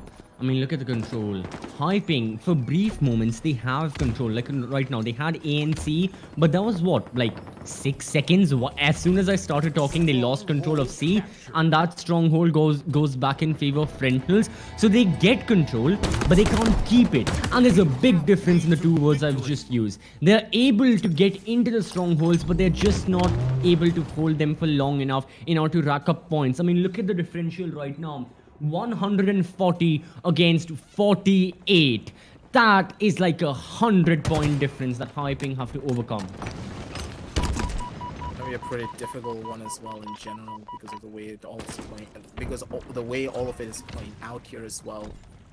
Currently, though, we can see a pretty massive problem starting to arise. You can see it as well. CCB 157 points. Exactly. 108, sorry, to only 50.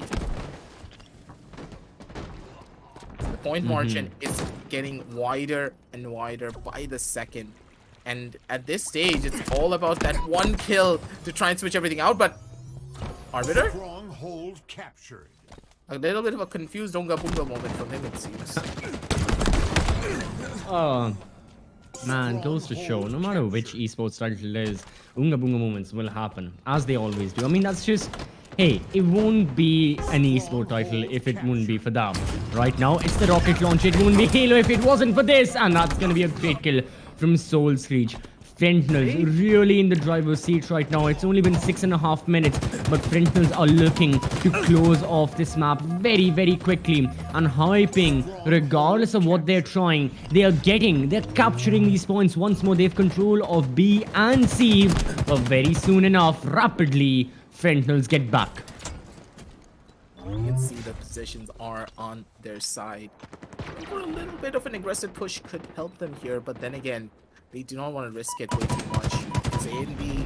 B and C are in their control, so they can just wait. They can just chill, wait for the mistakes to come in from the side of Frentinels. And Frentinels, one of their members is stuck, but no, the callouts! Where's the callouts for Sears, man? Oh. Well, that's a sad one indeed. That's why, ladies and gentlemen, communication is super crucial. And it feels as though Frentinels and their communication is dropping down in the ditch. Just like my life. Interesting. Rather a bit depressing, I feel. Unfortunate. Hopefully it turns around for the better. Much like I hope for the side of Hyping, it turns around a bit better for them. They have reached triple digits, but there's still such a big differential. I mean, Frentinel sitting on 170 points. Their regeneration of points has been slowed, but it's not been stopped. Yet again, Hyping would like to put an end to that as, wait a minute, three of the strongholds are with Frentinels. How have they managed to do this? I mean, Hyping members, they weren't really dying together. It was a couple of kills here and there. Now they have C once more. This little burst of energy was all Frentinels may have needed in order to take control and in order to get so many more points. They are more than 200 right now. They're just gonna build up. Here comes the rocket launcher. One to the legs and another one to the head from the battle rifle to try and switch everything out. That's gonna be a lot of players holding this B sideline down. But still, is it gonna be enough? Not really, because backup is here and the shots are just gonna be even more crispy. Invent's gonna be able to take down one. Fisticuff the third. That's gonna be a triple kill for Invent. He's gonna hold it all down. And Hyping, they're trying to rush on down through one by one. And this is gonna be a costly one for them, guaranteed.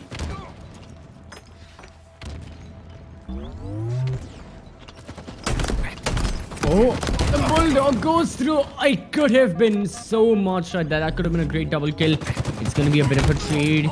And once more, the members of Hyping under immense pressure. Yeah, that is it. GG's. Frentinels will be taking the win on Strongholds.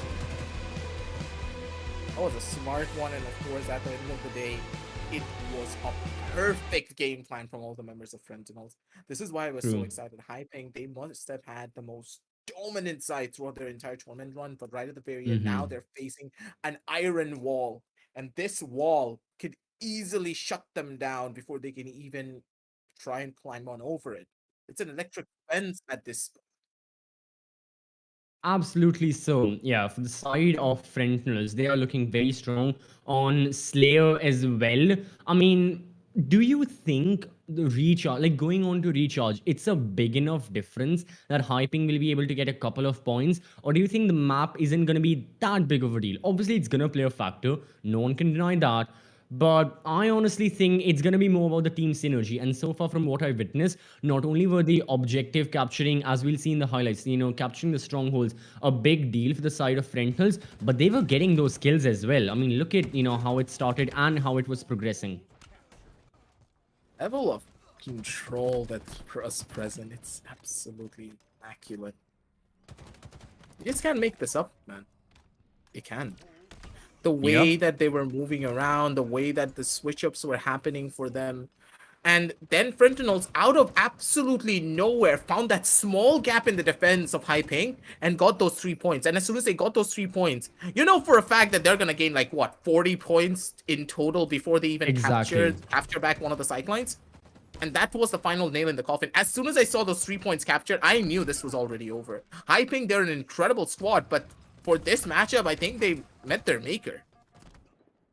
It certainly did. It was rather unfortunate right there what happened. And Frentinels, they are, well, at the very least on Stronghold streets right now, just a level above everyone else, because they are now the only team to have gone undefeated on Stronghold streets. And everyone else, at the very least once, they have been the victims apart from Fentanyl. So far, as for this game mode, as for this one map, they are the true victors. Now, are they going to be the true champions of this entire Community Cup? That question is still yet to be answered. We have, at the very least, 2 more maps, at the maximum 4 more to go in this grand finals. The third place match, that was just an appetizer. But so far, seeing how this veto is shaping up to be and how this match is shaping up to be, I am really excited to get back on Recharge, the map we saw yesterday. Gonna add up more and more and more, ladies and gentlemen. Mm-hmm. And with Slayer Recharge being on the cards here, I don't know how this is gonna play out. We know for a fact that Haiping, they're pretty comfortable on this map, and they know how to work the ins and outs of this in particular. But then again, Frentinels against TRKDH, oh boy, they showcased exactly why they're a dangerous force on this map, and it is possibly one of their favorites. I'm hoping this is not a 3-0 scoreline, because I believe that Slayer Recharge could be the map that decides everything, because I'm leaning more towards Frentinels for Oddball, but Haiping should be able to take Slayer. All right. I mean, I'm not really sure. Look, I can go the obvious route and the rational way, saying if this is the way in which Frenton's won, because they have a lot more confidence right now against Hyping heading into Slayer or heading into the rest of the grand finals. They are at an advantage, but you don't really know what's going to happen, because if there's anything that Livefire Oddball in the previous the third place match taught me was, even if you win 100-5, means that in the next, as soon as the next round occurs, you can take a loss. So I'm not going to hold up anything against both the teams right now. I just want to see their gameplay. I want to see them go on to Recharge as well and take the win there, no matter which team it is, no matter what margin with the win it is. But the closer, surely the better for everyone watching and the teams as well, because that's going to mean more adrenaline going into the players and more amazing shots that they'll be hitting.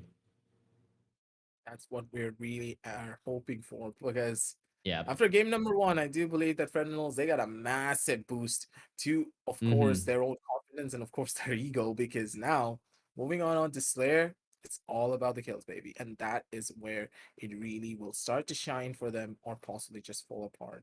Their aim, absolutely crispy, the way that they were hitting those shots. The grenade usage was on point.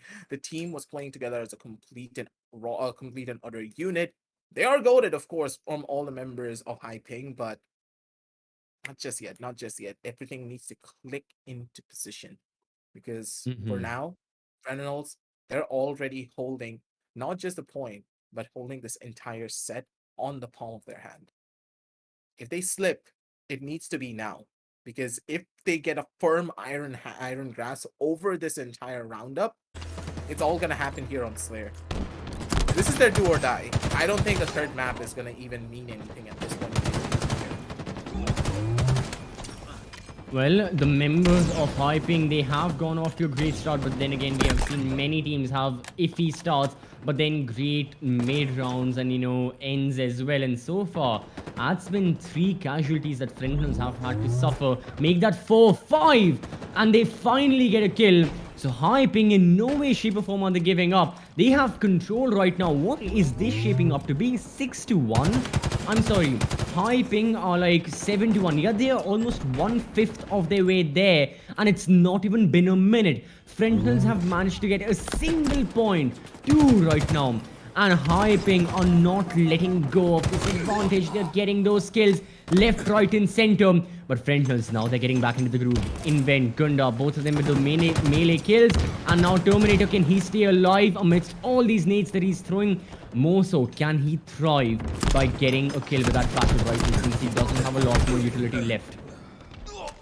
Shots from Eliminator were not working out in his favor, and that's gonna be a little bit painful right there. But still, the gap that they had, it was 8-4, it's now down to an 8-7. One more kill, and they're gonna be able to hold it down through. But once again, you can see the shots are gonna be strong from the other side, and one by one, they're able to find it all. Here comes the army, here comes the cavalry, and that's gonna be the damage already being done, the damage being given. But of course, gotta remember, when it's Frentless versus Hyping, there's always someone who wants to go in for those trades. Invent does get the double, equalizes for his team once again. But no, it's not just an equalization. It is gonna be a 13-11 instead. A couple of the trades are gonna be a little bit costly for them. And now, it's gonna be another reset for the side, both of these teams. Yeah, once more, so close, 13-12. Only a single point differentiates these teams, and I think it's gonna stay in this margin. We can expect an end score of like 50-45 and above only. Everyone is popping off right now. Everyone is getting these kills. So I'd say that so far, Frentless are doing a decent enough job, but Hyping, they are in great control. They are really looking good on this very map of recharge, and I don't think they're letting the previous result affect them. They're taking this one by one, every single map by itself, which is really the way to go. And while they're doing so, the results are speaking for themselves as well, as they quickly reach 20 points. And we still have 9 more minutes left to go. So ample amount of time for these rosters to regroup and relocate, and then go for these frags. All really does depend here, because a couple of these changes, that's great, it's gonna be absolutely juicy. Ooh, nearly gets the double for himself, but no, that's not gonna happen. They're gonna be able to relocate, and now with the positions being given away, Frentless, they're in a pretty tough spot because they're all corralled into an open corner, and if they try to overcommit or overpush in any of these sidelines, they're gonna get caught out. Whoever wins this gunfight's gotta be in a pretty good spot, but then again, you gotta remember the backup is always gonna be present. And with that kill, Gunda, he's gonna take a back seat. This starting to become a very slow-paced engagement. Both of these teams, they know how much weight this snare match is going to take and how much it is going to affect them moving on down the line. So they're not going overly aggressive. They're just waiting to see who makes that first initial play, who makes that first initial mistake. And he inside, he's going to be able to capitalize on top of it and punish that one. Totally so. And now, alright, things are far more equal. These long-range gunfights, I think, Grace, if you mentioned and you highlighted these yesterday as well, that the map of Recharge, it just enables you to go for such gunfights. Yesterday when we were seeing, I believe it was Slayer only, the game mode that we were witnessing in our second semi-final.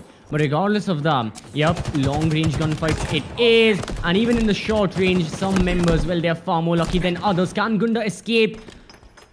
He falls back safely. He gets a kill and he goes back. Arbiter's here for the rescue if anyone's there. Arbiter dies. Can Gunda get a refrag? Yes, he can before getting eliminated. So Frentless, they are playing for these refrags, and the teams are quite literally on a level playing field. 26-26 for the both of them. 7.5 minutes remaining. Time is not going to be a factor right now. It's not going to be an important element for another 5 minutes. What matters is who gets more kills, because with how it looks, Both of these teams are just going for trades and they're looking to get map control. Everyone staying near stairs for easy access of floors.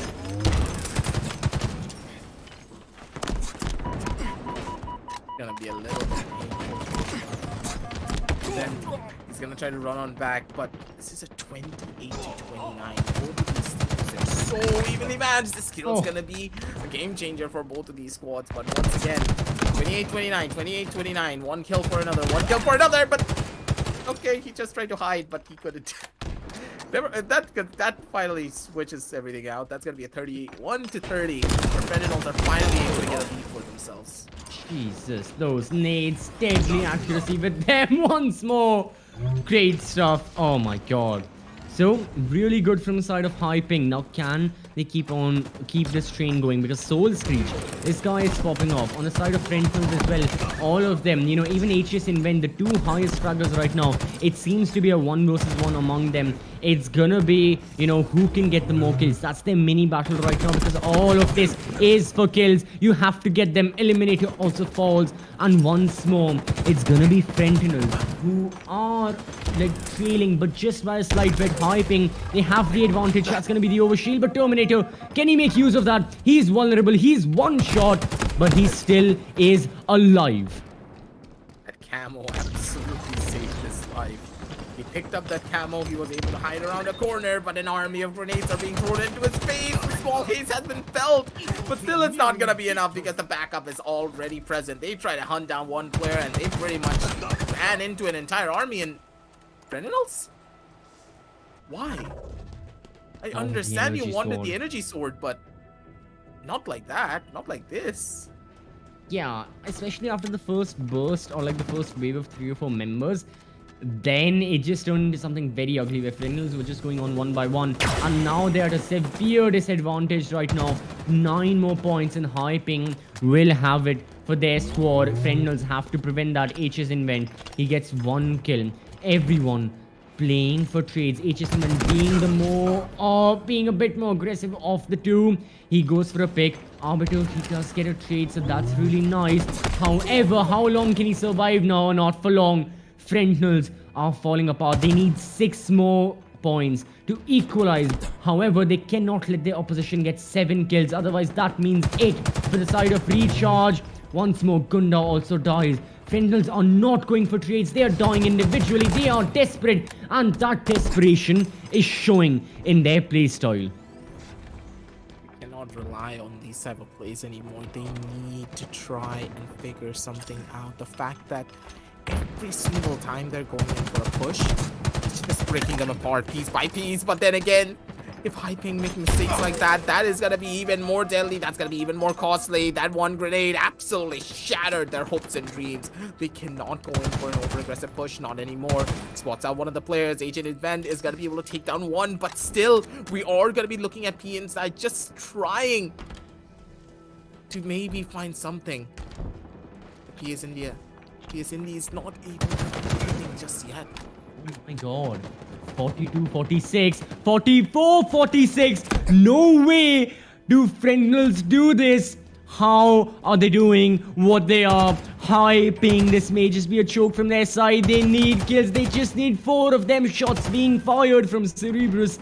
But he can't land them. Not quite right. Not enough to kill them. We all know the time to kill in Infinite and in all Halo games, and that really can cost you a lot of those kills. It's still on 46-44. Now time is a factor. It's gonna pressure the teams. However, 3 minutes is enough for 6 of 4 kills for anything really, because quite literally anything can now happen with what we are seeing. Long range gunfights. No one wants to overpeak. Fentanyls have to take charge. They are 2 kills down, but in doing so, is the risk to reward ratio high enough? Well, I would say absolutely so. You have to go for it. They're traversing through the map. They're looking for those fights. No one is going to give them any. It's all going to come down to 2 to 3 kills. Playing it so slow. You would imagine we are playing a completely different game Oh my because of god. the way that they're playing. It looks as though we're playing capture the flag. That's gonna be the first initial kill. That's gonna be a second. 2 more kills, and they're gonna be able to win everything out. That push was smart, but at the same time, it was not well coordinated. That's why Gunda didn't even find a trade for his own death. And High Ping, they're gonna take this. There's no way they don't. 49. Right? That's happening. That's that. Oh my goodness. Patience from the side of High Ping got them this win. Certainly so. Really well deserving win right there on recharge. They'll be taking it for themselves. And like you said, yeah, both the teams were in their base. Something had to be done. And it was the team trailing that tried it. But unfortunately, their task failed, and it just costed in a like a snowball effect with like it going from a 46-44 to a 50-44. Like I said, I wasn't too off from my prediction. I said 50-45 and above, just slightly below. Yeah, I think that the main thing I was really confused about was why did they not go in for the camo right at the very end? I do believe I had the timers in check and the camo should have respawned, but they didn't opt to go in for the camo before going in for such a risky push. Because you know for a Mhm. fact your opponents are completely gonna be playing it safe. They are not moving a single muscle. You had a chance to go in for that camo, force them to come to you to try Yeah. and reject you that level of control, but instead you just try to bum rush their way forward. Not really certain. I mean, I guess they want to catch them off guard because the members of Hyping, they might have been planning a very, they might have been thinking that their opposition will go for a slow, methodical push, and they just, like you said, bum rush their way in. But still, it wasn't a good fight nonetheless. It wasn't a good strategy, and it resulted in a loss. I mean, quite literally, that could have been like that comeback from getting to the point of 46-44. It could have been it. That could have been the side of Frentinels getting the win, almost being so close to getting it. However, because of the misfortune, because of the misplay, they were denied. It's gonna build up more and more and more. Ladies and gentlemen, you can already see the scorelines are a 1-1. And when the scoreline is this tightly knit, it's just gonna keep on building. I have to say CCV because the way that all of this is playing out, I believe that this is 5-map material. Because look Ooh. at how High Ping are playing. Mm-hmm. They're playing so methodical, they're playing so systematic. Who plays Slayer like this? Unless you have that level of experience, the way they held down the sidelines, the way they waited for Frentinels to make that mistake. They did not play for the power-up. And that's one of the main Yep. reasons why they lost there. Yeah, I have to agree. It could have gone the way of the power ups. Anything really could have helped. But, well, what's done is done. It's gonna be hyping. It's gonna be Frentinels earlier, now hyping, taking the win, and it's all been equalized. So at the very least, we are going to be seeing capture the flag once more on Bazaar. And I'm not gonna lie, if this is 5-map material, which it can be, going on Aquarius Slayer as the way to end this entire Community Cup is bang on how I want it to happen. It can end in another amazing capture the flag. I mean, I really enjoyed that in the previous matchup. However, we now have to send we now have to discuss about Oddball and what to expect there, especially on recharge. Both of the teams just playing it right here makes me think it's gonna be interesting, but then again, I'm really not sure who's gonna win. Do you think just because hyping one Slayer, they are at an advantage of winning Oddball, or is it still 50-50 in your eyes? I believe that it's gonna be in a 50-50 situation. Because Agreed. Yeah. after the way that Slayer was played out, if this is the level of game plan that the members of Hyping are bringing to Oddball, you know that these things are going to be interesting. The way that Hyping were holding a sideline, like honestly speaking, you if you were looking at this map, you would expect this to be Oddball. They were literally chilling inside of one sideline, waiting for their opponents to make that first initial mistake, and then they just got the Mm-hmm. kills. This was an Oddball level of performance. And now we're going to be going into that exact map, exact same game mode. And now Right. Hyping, they're going to be the ones in the driver's seat and possibly taking two maps for themselves right here and right now. The fourth map is going to happen regardless. But this Yep. third one, hands are up in the air, man. I know you guys can see it, but hands are up in the air. I mean, I don't think that was what the audience was doubting, but fair enough, I guess. And fair enough, we'll be jumping in right here. Map number 3, well, it's gonna be the same map. Game mode number 3 is in front of us, and we go off in a flying manner already. Much like the dead bodies of so many of these members. 3 casualties for hyping. Sentinels, they can take the ball. This is prime position for them to take it for themselves. However, it's a task to reach that skull in the middle of the entire map. Gonna wait and see what they're gonna be able to find here. Nades being thrown out, positions being revealed. They know exactly where one of the members are. A little bit of a friendly situation from both of these, but for now, we're just gonna be waiting to see how things are gonna happen as soon as the ball spawns in. A couple more seconds, they're gonna be able to pick it up. Ball take. I mean, none other than hyping, taking it for them. Soul Screech, can he hold the that court? movement! Unfortunate, really, yeah. The anti-streaks were present. Everything was working. Gundam, And once more, Ball take. I have no clue how he did. But really good stuff from Sentinels until that very moment. They tried to take the ball, but they've been denied once again. Hyping are playing really like JBG, and no matter what happens, don't you dare drop the skull. Ball take. Taking full control, but that grenade just absolutely dismantles one of the players. And positions are prime, but then again, it feels as though the ball is in a pretty safe spot, and if they're not able to hold on to it for as long as they possibly can, this could just work out in their favor. It could. I agree. It can work in their favor. Great stuff right there from Sentinels. Ball again with no team as of now. They're scavenging. They're hunting for it. And this is the thing with Recharge. On live fire, both of the teams were just all out going for the ball. Here, there have been so many times where the ball is dropped in like really places it's very difficult to reach and to safely evacuate because of the lines, because of the crossfires being maintained in all the lines of sight. The teams really aren't going for the ball. If they do, they're going in groups, and once more the ball respawns into its natural spawn point, and once more both of the teams are going to have an extremely difficult time in retrieving it for themselves.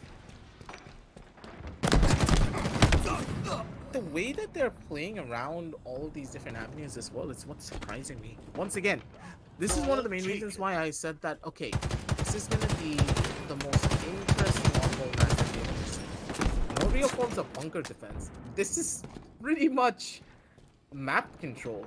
Look at the way that they're playing around mid. Look at the way that they're taking control of this high ground angles. The fact that they have the high ground pretty much nullifies the fact that, okay, you can't touch the ball. Even we can't touch the ball.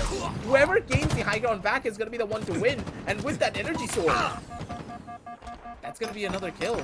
They're just going to start building it up. Great, straight to the foot. What a need right there. Yeah, it's no more bunker strat. It's gonna be, it's gonna be the upper echelon strat right here. Be on the upper floor, take that height advantage, and play on the base of that. As you see a great melee kill right there. Soul Screech being the sole lurker here, and pardon fun, but right now pardon his shots. Unfortunately, he misses, and he dies by the energy sword. So great kill right there. But Arbiter is going to be quickly traded out. So once more, the skull hasn't been retrieved for a solid minute and a half. There are only 1 minute 40 seconds, like 100 seconds remaining in this round. And the difference is of like 7 seconds. There isn't a single situation where it's been taken and being held on for that long. But hey, they're just going to wait it down through. The ball has finally been in a position where they can hold energy weapon. Sorry, the energy sword is going to be the thing that gets that final kill. With that, they're just going to be able to hold. Take it slow, take it steady, because finally the point of contact has been made. Positions are primed as well from all the members of Sentinels. And this is one of the main reasons why it's so difficult to try and hold on to this. But immediately, here comes the shots, here comes the Mangler. The Mangler is going to be able to do the damage. 2 kills comes on down through. But then it is going to be 3 regardless. And Sentinels, they still have the skull in hand. They're racking up all the points. And they're taunting the members of Hyping, being like, come to us. You're gonna make sure you feel the pain. Oh, considering we don't have a lot of time remaining, these rotations really have to matter, and they're constantly moving. Eliminator, he's gonna engage in a gunfight. His shield is gone. He's vulnerable. This is more time being given to the members of the Frentinels that they are absolutely capitalized on. You betcha they will. They have 40 points right now. A minute on the clock. That means 60 more seconds. At max, Hyping can get 60 more points, but in order to collect those, they have to collect the skull, which they will very soon. However, pressure is really surmounting on the members on Team Eagle. They have got to do something. They're getting those kills. However, HS Invent, prime position. He cannot land the shots. He cannot get the kill. Means that Hyping, they have a chance. I'm gonna opportunity to switch everything out, but a little bit too fast there. You gotta be careful. You gotta switch everything out in a much different fashion. Golden light. Those are gonna be the shots that you need to take those final frags off. And with that, finally, we see a resurgence from the members of Hyping, where they have the skull in hand, and with 30 seconds left, they're trying to make the rotation down through, and maybe the skill is gonna be the crucial one. Runs out of bullets. He needs to try and hide. Is he still gonna be alive? 33, 43 right now. 10 more seconds needed for Hyping to equalize this. However, there are only 13 seconds remaining. Ball has been taken, Well, but it's Up, with it's over, Frentinels. it's over, it's That is it. Frentinels will be taking round 1 of Oddball. They are ever so closer to getting this entire map under their control. That is gonna be a painful story indeed, ladies and gentlemen. They nearly had it. They were able to just barely inch it out, but Facing elimination. Round this is 2. not a map where having the ball is easy. They can't really figure out a system where they can even get it out just yet. But as soon as that skull pops, they need to gain it back. They need to find a power position, but at the same time, on recharge, there's not really a lot of power positions that you can play around on either, because all of the avenues are quite open, and even if you have the high ground control, your opponent can easily gain it back if you're not careful. Certainly so. And now, yeah, keeping all of that in mind, I have to say all the avenues like you are mentioning, the opponents just have so many opportunities to go away and to attack from. And it really puts you in a tough position because you need the assistance of your teammates. You cannot go on a solo play here. If you are lurking, that is a bit of an exception, as right now there was the active camo, but again, all these kills, still no points. This is not Slayer. Kills are not the primary objective. It's who can get the ball under their control. And once more, it was taken briefly by the members of Hyping, but no one has gotten even a single point, and it's been 70 seconds into the action phase. Just goes to show that, hey, in this map, if you know the teams know exactly what they really need to do, and the skull is just not in a position where it can pick up. I'm confused exactly to what is happening. Are we playing Slayer on Oddball, and on Oddball we were playing Slayer? I have no clue. I'm not really sure, you know, what exactly they're planning as well. Like, I mean, yeah, what? I get it. Yes, the strategies are different, but that really shouldn't mean the entire gameplay is different as well. This is purely, this is Slayer right now. I guess we just have to go by who has the most skills. That's gonna be, you know, Terminator, Soul Speech. They're putting in the work as well. So is Arbiter. Good stuff. But still, it's about to be half of round number 2. Guess how many points the players have. If you guess 0, now you're gonna be wrong. Only now do Hyping get the points, and these can be very valuable. Honestly, every single point matters, because I don't think there'll be a lot of opportunities to get them. Here, it does go on down through, because Ben does find it. One more shot, maybe it's gonna be a kill, but Frentinels, they're gonna run it on back. 16 points have already been established, and now it's just gonna start building up. That's gonna be another kill. Terminator that's gonna take a back seat, and they need to hold down onto this as long as they possibly can. 12, 11, here comes the grenades to deal the damage. He's gonna try to run away. He needs his buddies to back him out of this, but all the players have already died out. They're just about to respawn. These They're are gonna start dropping like crucial flies. seconds. They are crucial seconds for HS Invent once more. Terminator Soul Screecher gone. He's alive. He's gonna fall back down. He has his teammates to support him, to aid him. Nades are gonna be tossed, lobbed every place. But HS Invent, he's got to stay alive. He throws the ball away. It's gonna be respawned, I believe, in its natural position. Not only does he deny them the chance of trying to pick that up, he also makes sure that he doesn't get overly confused. Just by throwing it away, he puts his team in a better position as soon as they respawn, picks that ball up once again, or to just defend it. Just play Slayer again, all over it again. Ball taken. They may just go for that now. The ball has been taken. And once more, it's gonna be the side of Hyping looking to stack up their points. But for how long? Terminator, he had the ball in his eyesight. He had the skull right there. The skull may not have eyes. However, everyone has their eyes on it. Sentinels right now, they are in the advantage. They have to keep it. They are racking up more points. This can be it. This can be the end of Oddball if they play their cards right. 2 more minutes, a lot more time. That's like 50 points they've already reached. Hyping, better start thinking about capture the flag, because there ain't no way that Sentinels are giving this one out now. Yeah, especially with this power position. Good luck trying to force your way up.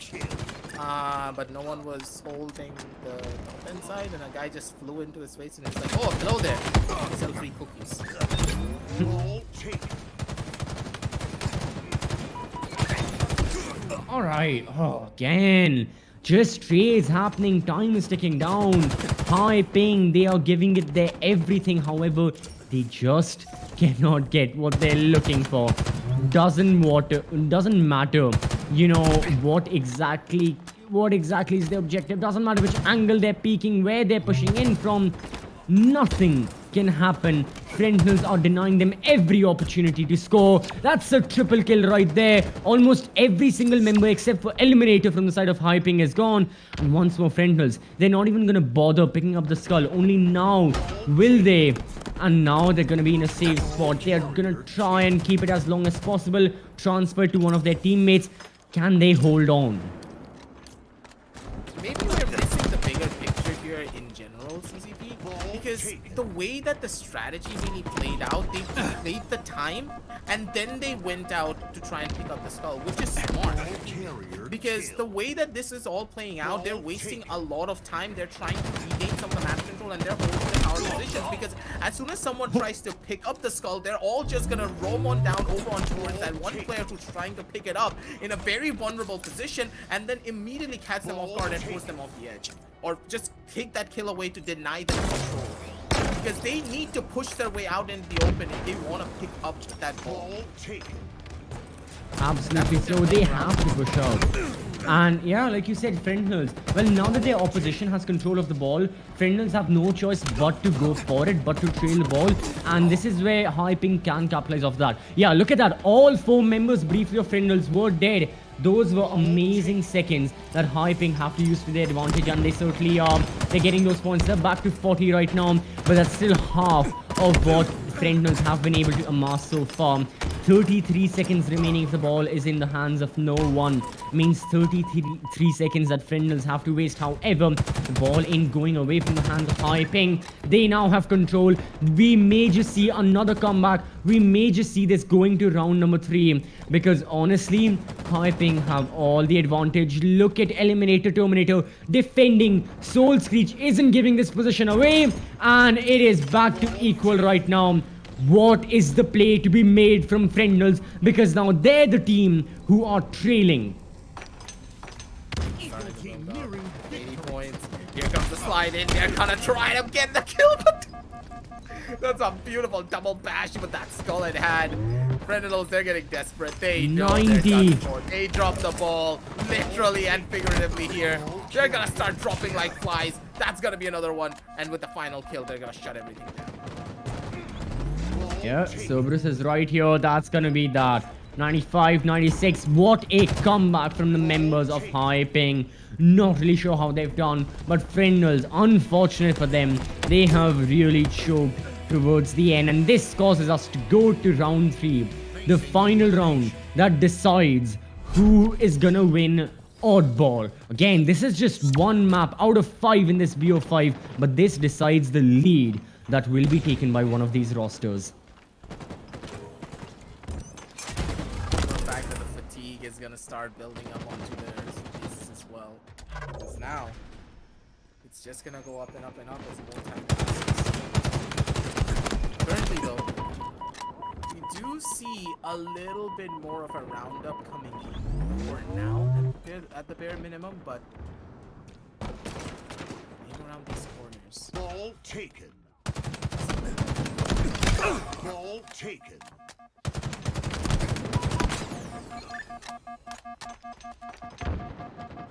Okay, well, once more, Frontals are going in full swing. They want to take the early control. They want to have that early on advantage. But the thing is, even if they do, what did we just see in round number 2? That no matter what happens, Hyping, in the final 2 minutes of the game, they can make a tremendous comeback, being like more than half down. 70-40 along the lines of that. They still managed to get it to 100 sooner rather than later. And once more, Hyping, they've got the ball. It's gonna be Terminator this time, safe and sound, and he's gonna be figuring out an escape method.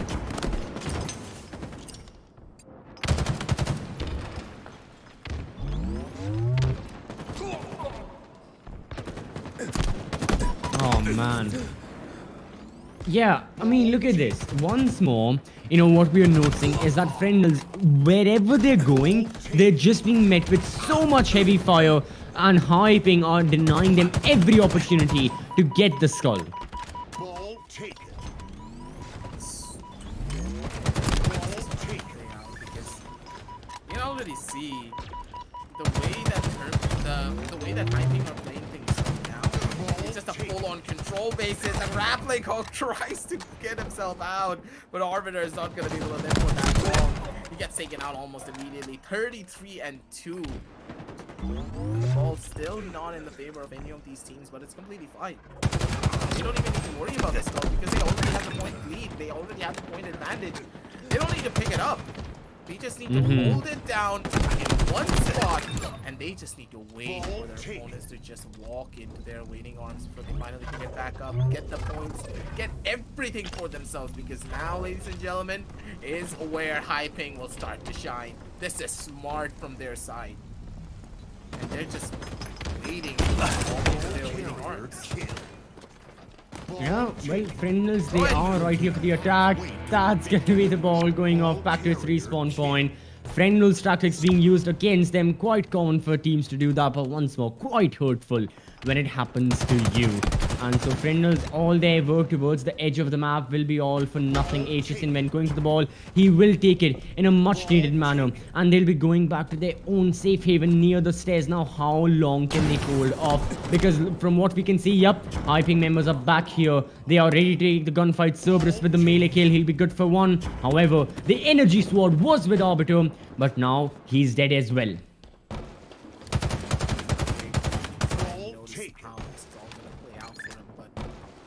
Though, taking it slow, taking it steady, they need to try and pick it up, but immediately as soon as they want to think about picking it up, it's just gonna go around the entire map, and it's been picked up by Ball taken.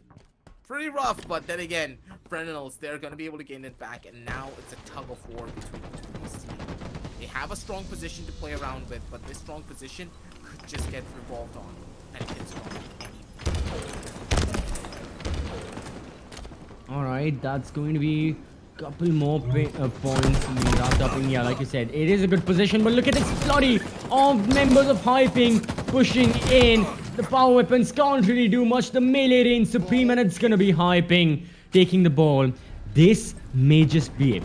They just need to hold on for 40 more seconds. Every second is another point being picked off, and one by one, can Terminator stay alive? He's right here in the corner. He's gonna keep on rotating. His teammates, they have to hold the fort for him. They have to be the reinforcements. Terminator still there with the energy sword. He needs one more kill. Melee? No, it won't work out. PS inside. Yeah. But the ball is respawned. That's still good for Hyping. Yeah, that's gonna be good for them to try and survive for a little while longer, but still, the win margin is pretty massive. They have to remember that when you do have the sort and the timer does not go down, so it gives you an opportunity to just rack up those points as much as you possibly can. But for now, at least, Ball taken. this is not how it's gonna work. Yep. That's that. Really unfortunate for the side of, well, Friendless. Yeah, can't really do much. The ball still no man's land. There's the energy sword on PSN side. He can do something. He's gonna go for the kill. Oh, beautiful shot. Another. Oh, it's gonna be one more. Surely he can get one final kill. Well, that's his teammates already there present earlier. So Friendless, they have control of the ball and they will rack up those points. Is this gonna be another late round comeback? So maybe possibly could be at this point. Because for now, Aegis Invent skills to maybe make that difference, but Soul Screech comes around the corner with that one grenade, get that immediate punch up, switch everything out. But you can already see problems are starting to arise because 87 points, 89, no one's looking at him. That's gonna be a 300 points for Hype. Ball taken. Yep. 98. That's that. Oh, the ball carrier has been killed. Hey, maybe This is so smart. This is so smart. The ball carrier. It doesn't matter if he got killed.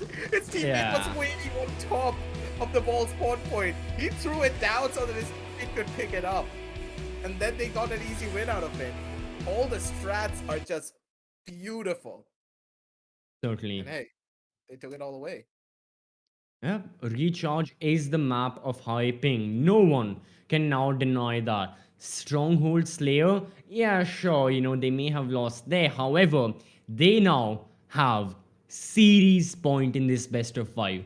Everything is gonna come down to what happens next on Capture the Flag in Bazaar. But still, going through what we have seen in these 3 tremendously treacherous rounds of Oddball, my god, it was a doozy for both of the rosters. However, towards the end, Hyping managed to succeed.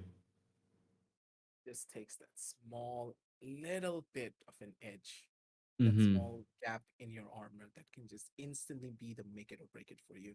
And here, the break it for them was Mm-hmm. just this final take. What else do you do here, CCV? Absolutely nothing, because Frendenals, they gave up so much control. They went into the awaiting arms of High Ping.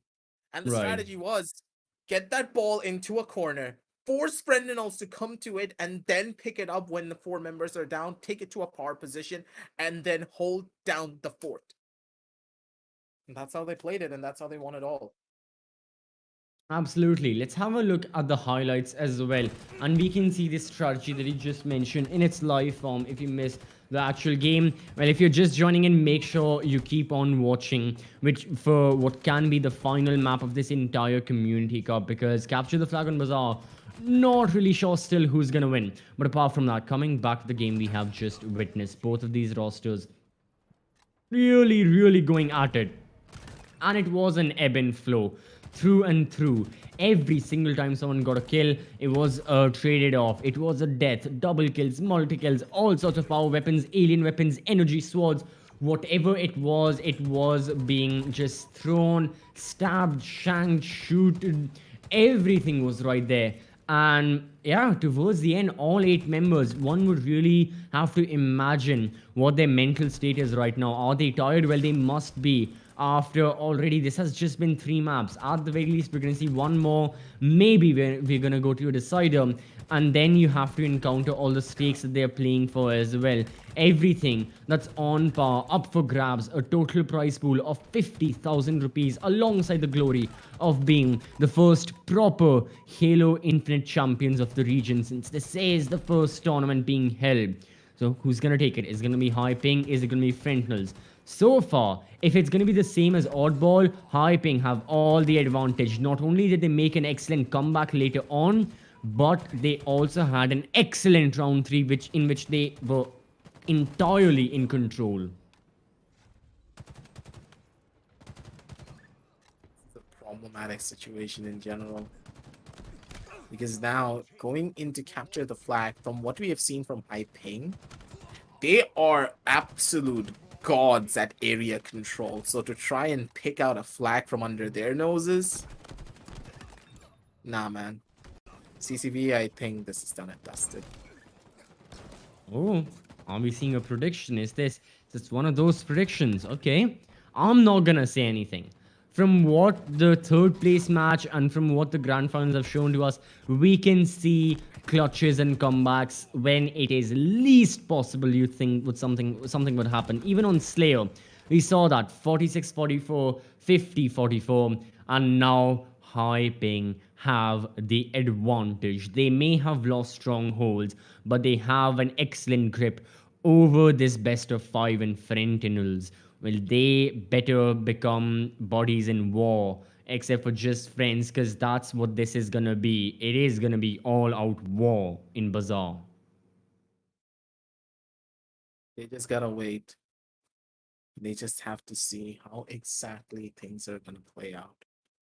Because currently, you can already see that from all three of these maps, I've seen a basic trend. High Ping, when it comes down to holding down certain positions of the map, they're extremely potent, but it's only on certain positions. They use map number 1 as a way to feel out Frentinels. They understood how they played.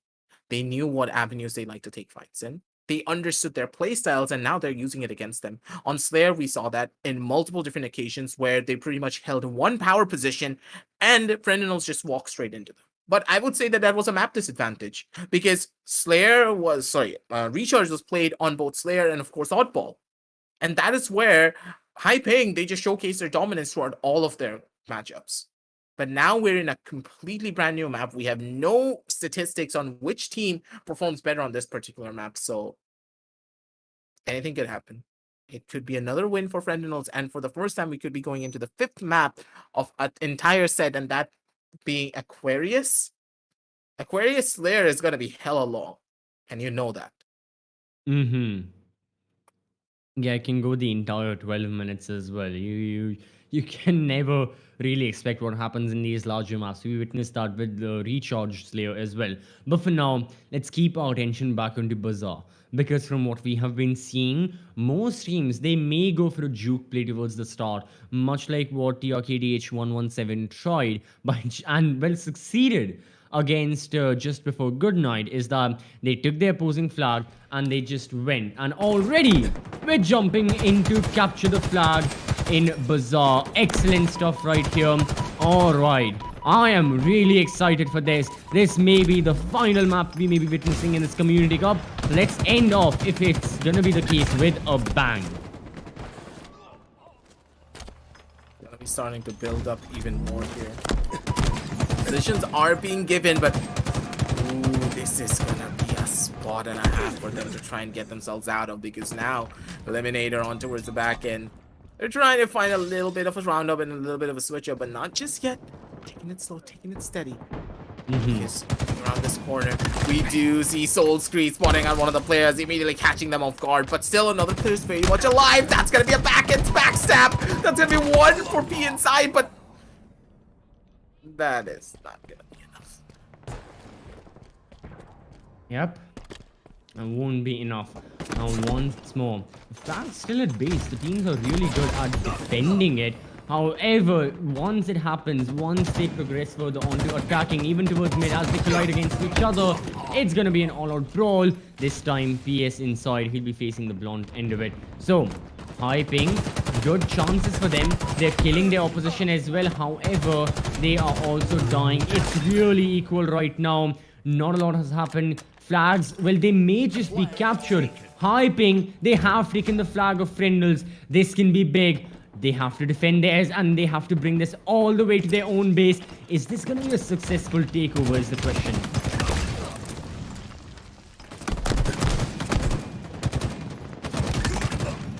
Okay. That's a double kill right there. The flag has been taken once more. And both the flags, now they're going to be traveling. Oh, this is now interesting. Flag's going to be going all the way back. That's gonna be overshield for the side of Eliminator. He can go for so many kills. He wins one gunfight against Arbiter. Throws the flag away, looking for another. It's time. Can he get the kill? Oh, he's gonna go safe. Flag is going away. Skin be it. This could be the case. Here comes the push. Here comes the melee. That's gonna be the kill. That's gonna be the final thing that they needed to get this flag back onto their base. And Hyping, they score the first initial point. And with this point, it's already done and dusted. Throw it down. Get that point up. But the flag is away. They need to try and pick it back up towards from the other side. I did not notice this initially, but it's gonna be a flag swap. Yes, it is. Now, are we going to see a relocation of the flags right now? Can Frentinels interject in between and intervene this flag swap? It may be the case that, yeah, we may just see a reset for both of them. But regardless, gunfights are still gonna occur. Gunda right here near his spawn. So far, the flags are still away. Nothing is happening. Kills are gonna be pointless. You have to play the objective. But in order to play the objective, you need to go for the kills. So, not gonna lie, yeah, you have to go for those shots. You have to land them right now. And both of the teams, they are doing a good job, but they can't really get the point. Once more, the flag is away, and once more, Soul Screech is just here in spawn. Just waiting for an opportunity to try and find this. It's all up to Eliminator. He's gonna be able to get it. Oh no, he got the flag. No, you left the flag alone at your own spawn. No way. No way. No. I'm pretty sure none of the members of sorry, what am I saying? Frentinels died, right? Yeah, he just sneaked in. That's why I'm like, it was a bizarre moment. He literally, like, just sneaked in. Plain and simple. That's that. But now, let's see. You know, the side of Hyping, they are right here. And keeping this in mind for their side, you know, they are just gonna go on defense. I think unlike TRKDH, these guys, they may focus on defense. Well, Soul Screech may prove me wrong. He is looking to get as many kills as possible. Oh no, he's waiting for his defense. He has to win this gunfight. There's no way he can lose. He's low on shields. He's got to fall back a bit. Eliminator's there for the aid. Frentinels haven't managed to get the flag just yet. However, they are so close.